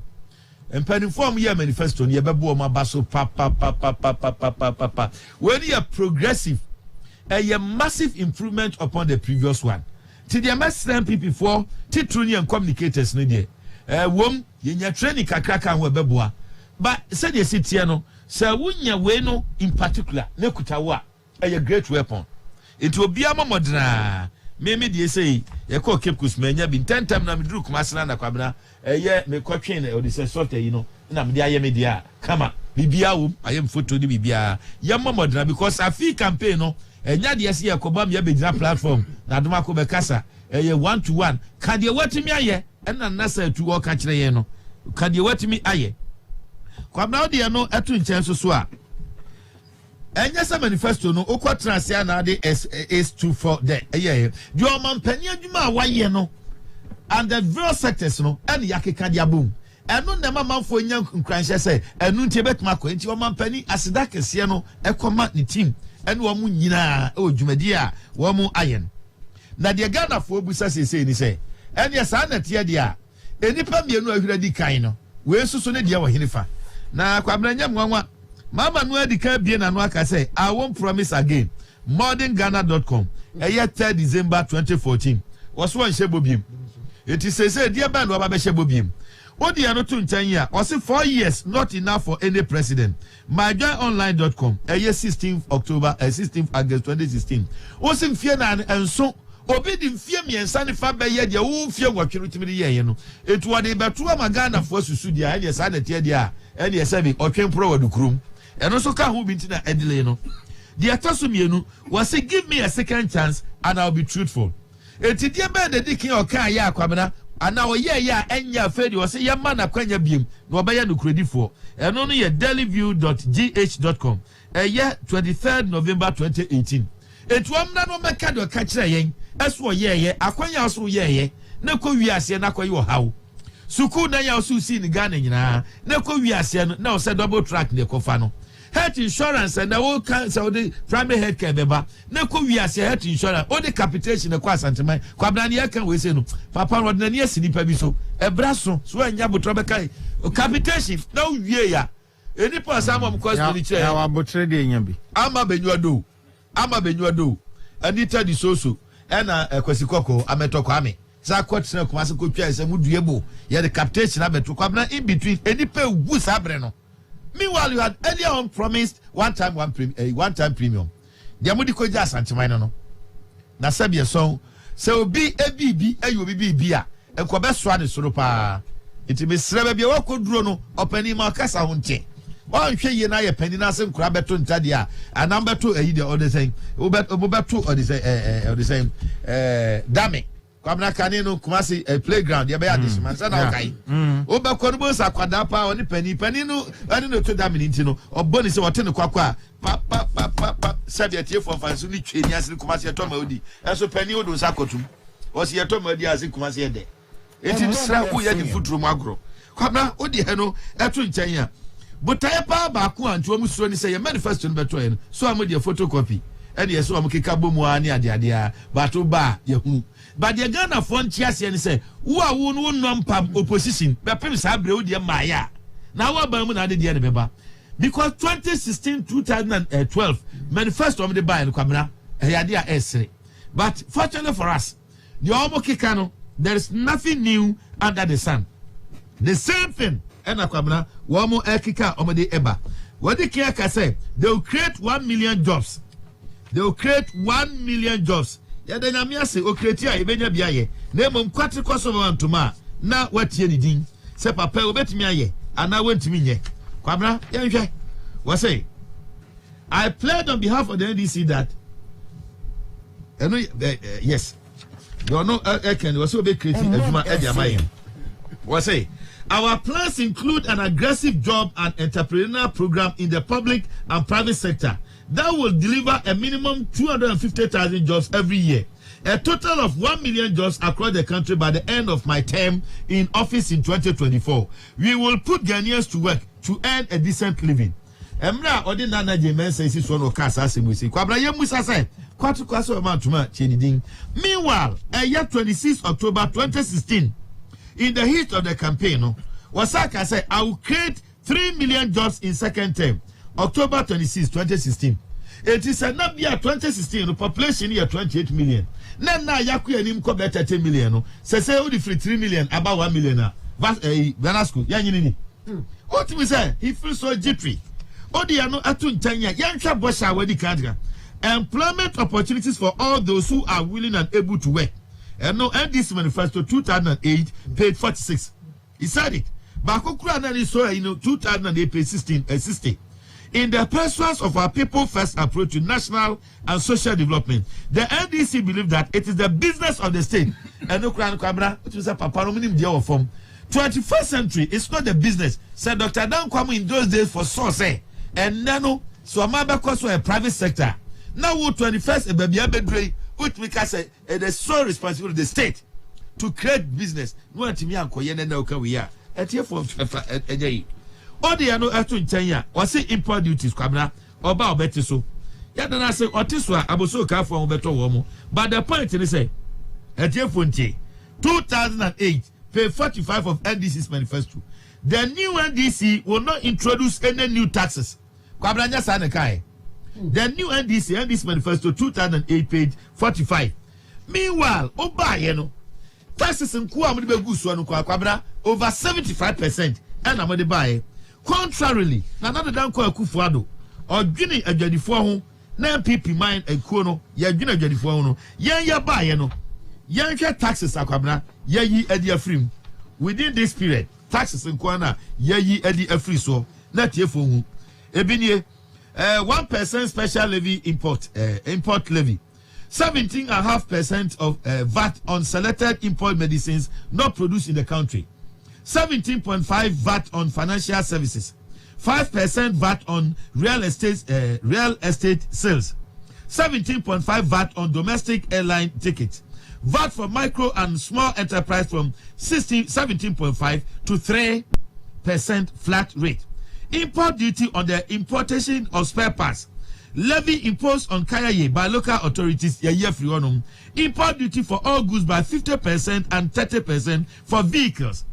Exercise duty on petroleum. Full corporate tax deduction for private universities who plow back 100% of profit into the university. National electrification scheme levy from 5 to 3%. Public lighting levy from 5 to 2%. Kwabra MPP car ye. What do you know in China? Did they all kind portions of your manifesto? No. Okay. They me say the NDC for car, you know. So here employment this is Kwabra. Employment will also be creating 1 million jobs. No, share MPP buy within share Juma Hudua yetimi a creative. Now, man, for we say, your car, we walk the talk. Your car, we walk the talk. Na Ghana phone now, Susunya Reshemuni GDA say MPP ni hono mo a. Ebe ye dia mo man no pass ya beku yanim. Enya say ahonwo a anase bia ye ka de bobi, but our records rather speak.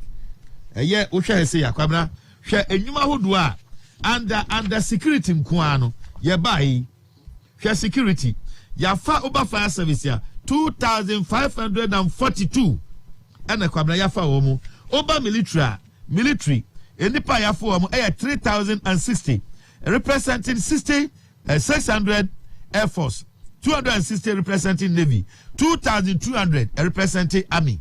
Odi anoto nchenya Ghana Armed Forces omo ya fa 250 ya ba ye no womu nyina eguso a omo adwuma so oba adwuma nko na nkasa ya fa womu a kwabra eyade a nije na ya MPP ni a also otimi nyi otwen na wo ma wo bi emfa ne ho abufuo ana bibisa no emesa ma onkoye bibi se ebetumi ade atia party no yanka adwuma ye bae enanu ye no ya create amamanfo atimi anya bi na ponko ano 100,000 recruitment of 85,994 teaching and non-teaching staff.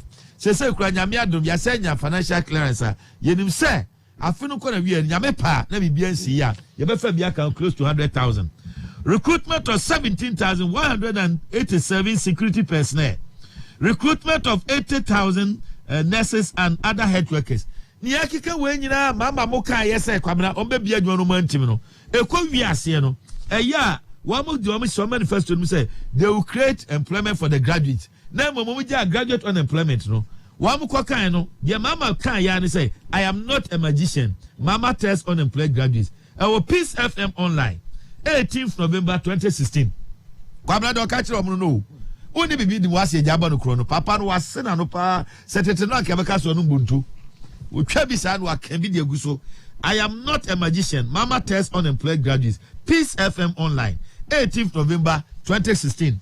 Eno so di okai no kwa brother dia no etu nchen ya ni amede be wie free primary health care nansan yera mama ko gina ho a okose sa ebo no na minim se wo mo a omo ye research edema no e na wo mo emwa no anaso no aso na ya so bra chese sebie so ontia kwabra sauka primary health care the same as basic health care. And fortunately for us health insurance no you create you know it caters for the basic or the primary health care. And I just sanity. And it is so bad. You know, catch and say, well, Baba Madonna saw the primary health care no, a year.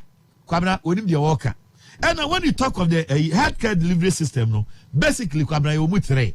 You have primary health care, and you have secondary health care, and also referrals, and you have tertiary, and also you're teaching hospitals, no. And that there no any first time maybe bagana no, quaternary, and super health care, until you're 4. But Ghana has to say you're 3. But Kwabna yaka primary health care no. No efa cheap compounds.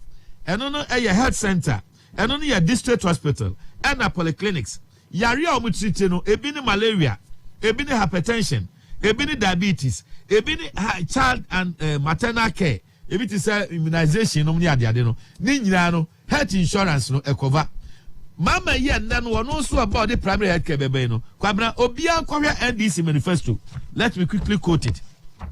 Year 2008 year page 68. Our universal health insurance scheme will guarantee access to free healthcare in all public health institutions. It will be listed in the health insurance schedule. Will not be district specific and will allow for a one-time premium. Muka one-time premium. Meanwhile, Ansan Abeka we know, your mama would do money 2003. Yeah, passing health insurance, you walked out. You buy a year, no. A fed you must buy one-time premium. Uncle ye. And then walk at and primary health care, not for me and now. Oh, but you had insurance on the guno. Because health insurance, it does the work of the basic health care. Kwabra Odiano Atu in China. Young treatment, yaria, fall under the primary health care. Your malaria, hypertension, diabetes, any type of any over secondary or the same health care, no so and referrals now.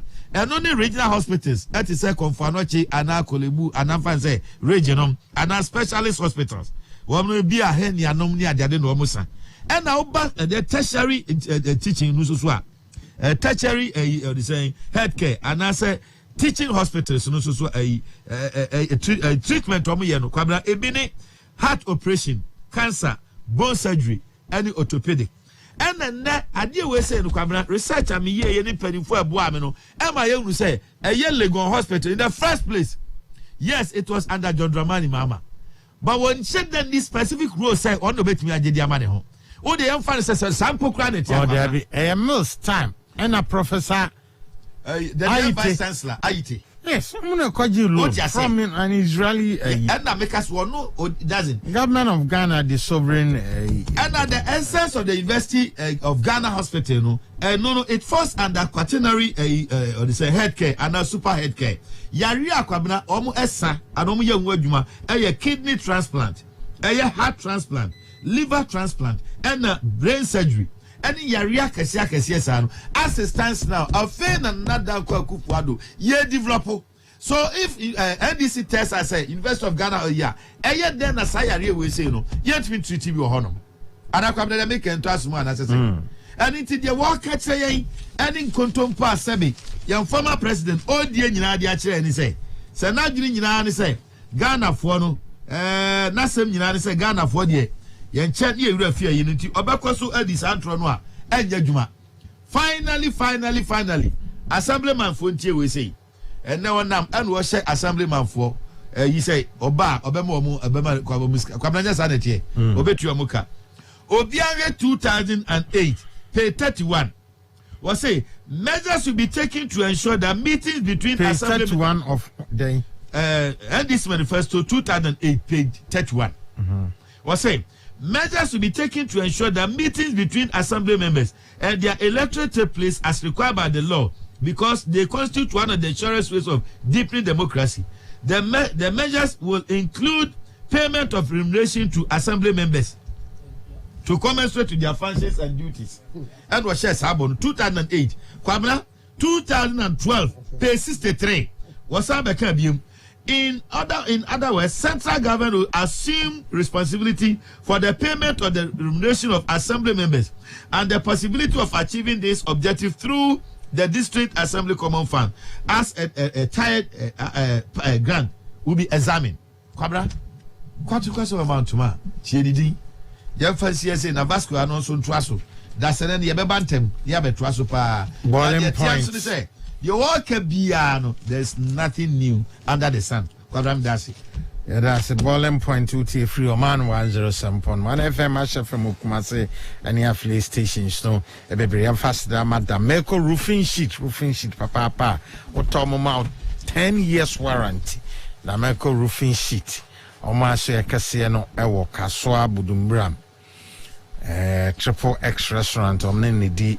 And Shenimo Oba Denta SDA Goyle Filling Station El Hona Honso Omo Office Cassia El Homo Asing Fusu El My 11 or Miami Horobe Na I da Meko roofing sheet no Yamfana Duamo Omo Ewo Red Gattes any other accessories be ena omo wo said si ya no a eno no so dan no mu eso mpada tira meko roofing sheet obetimi akobontin ba bia na akokonya beto na ka se Ghana ha efa petrol ton adwuma mu ka oil marketing companies dia goil ene already kai goil omo ene ma ton ne bo no ye de obeton so no ana ebebu e de ama in fact so call goil ekokoto fuel auto higher grade fuel at normal price sana tie banasko ansa our member of professional for political action banasko yanko Dasi. Boy, would you know? No, about 25. Hi. As if more than being broker.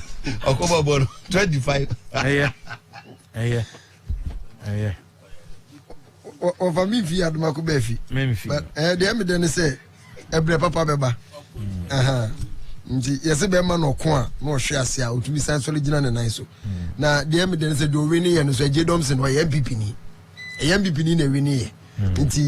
Meso me MPP ni watam smerene nti yeme bona baso oyoguso omo boadwuma ebe family nyina ye beti agum wofa edika ma mintia etifo na ye ndom ase so omo da so etwen na etosuminu wofa akoye wa wuku ide na megidi se abrebia no ye ba o se ye bon de wuro ne ma mansan ti de ekoso eye professional for political action wofa members no afi eye ekonanim bro said the na ye hwehwe no kra na yenim se ndwuma paso a omoye ne opepa ubia de no ho ahyem a womoye no afi no ebedu atwumpo akene de na ye hwehwe na nyame ya adom a eye Sunday eye nsanwem ofa ye dwumadi kese pa ewo ho a ya to ni din get involved get involved fa ho hyem professional for political action. Yeah, free ice screening near there. Okay. Yeah, a whole lot of activities. Some adroji. Okay. Some adroji. Venu no. Okay. Venu no. Another time. Yeah, time no. Area 2. Yeah, area 2. Until ya tun safre and penifo pia yera another pray our parliamentary candidate for her or the nenum nyam eba betayechre kesiepa ama aye kama.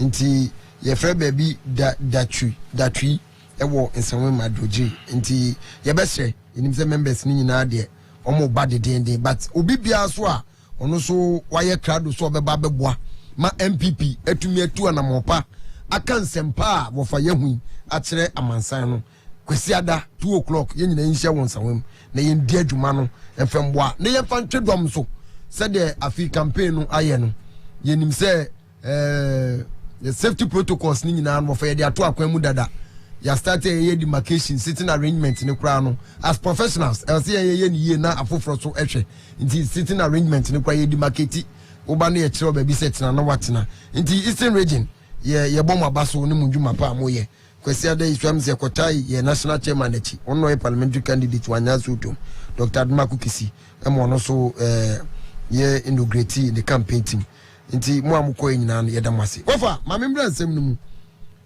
edikan me no me fa 3 critical issues. 1 MPP ye ba ben mu eden ye ba beye wofa ya besa yare a na ewo ho 2016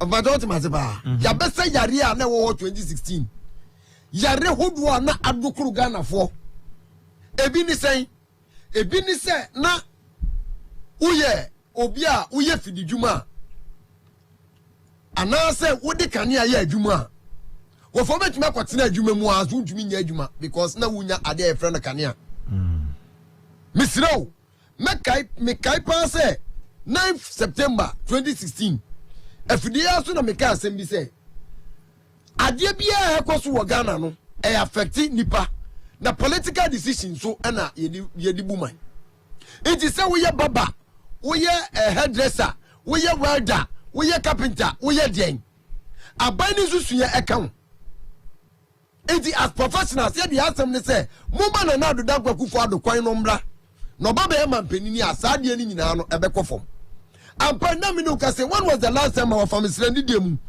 what in phone we ye call bi say mu wo light wo fie asa wo ko fie Edum cry emretia bintem enche bezaba. Wofa de edum na de won ye me de say ye announcement about 3 days. Na me nim say ECG for betuma yes ada until say MPP ba bem. Ye bedum light efiada ye be announcement ne na wada ho so say na de ye bedum light which is to tell you say ayampa kana na ye dum no ye dum dia ye bibi ye ria ye be so wade ama. Minim say ECG for information bands so mutumi de go around. Baby office say be on radio no mo ye announcement. Last no money number 10 on red top near the ye shade bi wo ye tro omo ye announcement ye bedum light edwada ye be maintenance work. I'm say hey aba papa bi ba na ofa enipa bi omo ye adwuma ye tumi adwuma ni sei wofa mesrew na yare bi wo Ghana ha edu September research atire say enipa pi kwa yare sabia ebi ni ye jo moto woni edi nso asi wo so atro mo se mo kuma kuma ntum yam na bebia mo temperature mo pressure na kono anu odin won hwe ni ye be mo akoma yare because na ye bebia school ama asukuu fo akọ school sa yare no enda wo fa wo bi o one single policy abema enipa no munya yare dodo na eye September mu no ni nyina na atiko free SHS yare no na wo 2016 uba be ko school na atu adwendwen enkofo de mu ko sia wowa asa wanya kakra de kotua ne ba enne ni nyina no afri wo wafa yare ba ko so na wo 2016 na Ghana fo bi wi afi ye kanka ye nyina ye ho uba no wi nursing training kale 2012 no no tifie no na ye yare o because no about time we say we you beto musika etiti ubodwam di uba ko suku na we wie no tifie na wo kwa no show na wo say money chop money a o tumi go tena adwuma mu a wo fa ogene saa ana mami tia mi nua sefa e wo National Communication Authority wofa because na ukwa adwuma bi ma secretaries ne kra no sadia obeti nu wakasa no economic pressure na wono so enne obekona secretaries na tiomonim no mo sere kama because onim se kania wo fie ni be ko school bi anya dadwen enne omu nyina no soundness fo nyina enne abata nyina omu yare no MPP yaso omu yare because ya fund banadwuma yare ba kuso na ho pa ni e fra no graduate unemployment ye kaka ye hu said de be ya 7 December o ko jina ho na wakofa akoteki decision a wo be so yare na wo yare 2016 na doctor bi ti ho a ye fra no incompetent Don Dramani Mahama na wo yare no kwa na ekosoro na wo se send me Mrs. Samin na for doctor foforo ye friend na na do da kwakufu ado oba ya no sa wo yare na wo ye graduate unemployed no anya no wo fa minim say teacher for ya form ye keka ni nyina agbomu a over 70,000 wo fa anya no imbebu no over 100,000 no mo yare unemployment and then anya kromo ye napku wo fa oma mo ye hand pollination anya imbebu no over 45,000 omu ye hand pollination wo for na yare o cause we wo for yare the health implication of unemployment yare pa but and yasa ye wie wo for sa yare say nyina no ade a ye de share boss ye ba ye be ye no wo for ye di so nyina wie ye. That's what my percentage I bet my mananadu over 95%. What your basic study be as professor said baba betuga. And he said nanadu is likely. Na yenim se betuna bem so benya over 8 million votes. 8 million votes. Our Ghana nebeba muso. What for identity na mekasa? Papa ye ba okansemfua atitiri insia edikan obi owa kukuduro a osibo a odiso from 2008 asime ba me free SHS of our buy why asime ba me industrialize economy no me nduma ba anya and then am no be cast mo page bi so am ka chen say o kwa ma me commander sugar factory kakrangu mi sokins mu na media me wo ekunfi juice asa me fridge mo wi on be yi bi no oje tim na me ko yi esem be bi o bi om na nam fama no ewo ho ye ni ehu anya green book wofa planting for food and jobs all year round and by and 9 cities unya bito we get 3 cities school unya bito why wofa issues of education what to talk so educational infrastructure ecoso say he has kept faith with the people wofa we here no on economy ni ade nyina wofa igina nan so nambom ena me brani to wofa me fa one issue pe education edika mesrew ye nuanom private schools ya besre wom yate ensem a wo mu nyina aka ya gitum but for we see covid ene ho sensem e wo say kire ye nyina so say anamu awutu bia no hwewachi no woni mo kina sem we find him say private schools said the NDC for all of a sudden so mo no mo do private schools e ya reho omusika eba omu pay structure when him say bedu bre bia government I think that 2013 that can say the private schools ni be charge sika no omo mu regulate omo catch say no ya ni ati schools of all guys ask me it's an educational issue it is still fresh oh imagine mu omo say dabi ya ni ati schools ada na betre sky yenye we for mesramical covid ba ya ne dia o si aban besu wase no normal uska wan ni sika no go fambre mesramical no kwa COVID aban kura nyina wo fie e was aban meruska na mfa ya kanu kwa how many of them no mu pay taxes among workers me a teacher ni me na no teacher for no e bi bre more private school one of my campaign coordinators Rashid Ochrado private school it is coming but the bottom line is that no kwa mo menka obi of the mess kuma child wa vi Maria e bi on 500 Ghana a month mo go negotiating table ho no obi ti me no me one cry me try dey we bi school kase we me je 4,000 it is said ya me dia no chamianu na ma me half na the other kuma ne de ma no so half yama no 250 yama 2,000 it can be possible it of mesre sense ma beto ho no in as much as I tell machi no one bread together no mo harmonize it because me think criteria me je 100 Ghana the artists of Lugunanton je 100 because we are public obia ne dia no ye nyina anim na through this through media why dia ne enfama no ne kra wafa Ghana Education Service aka asem ya kire yan say na me aduma fi otena ko akwala be we JHS omunko select schools the issue we see ya ebi mu ba eye ya friend say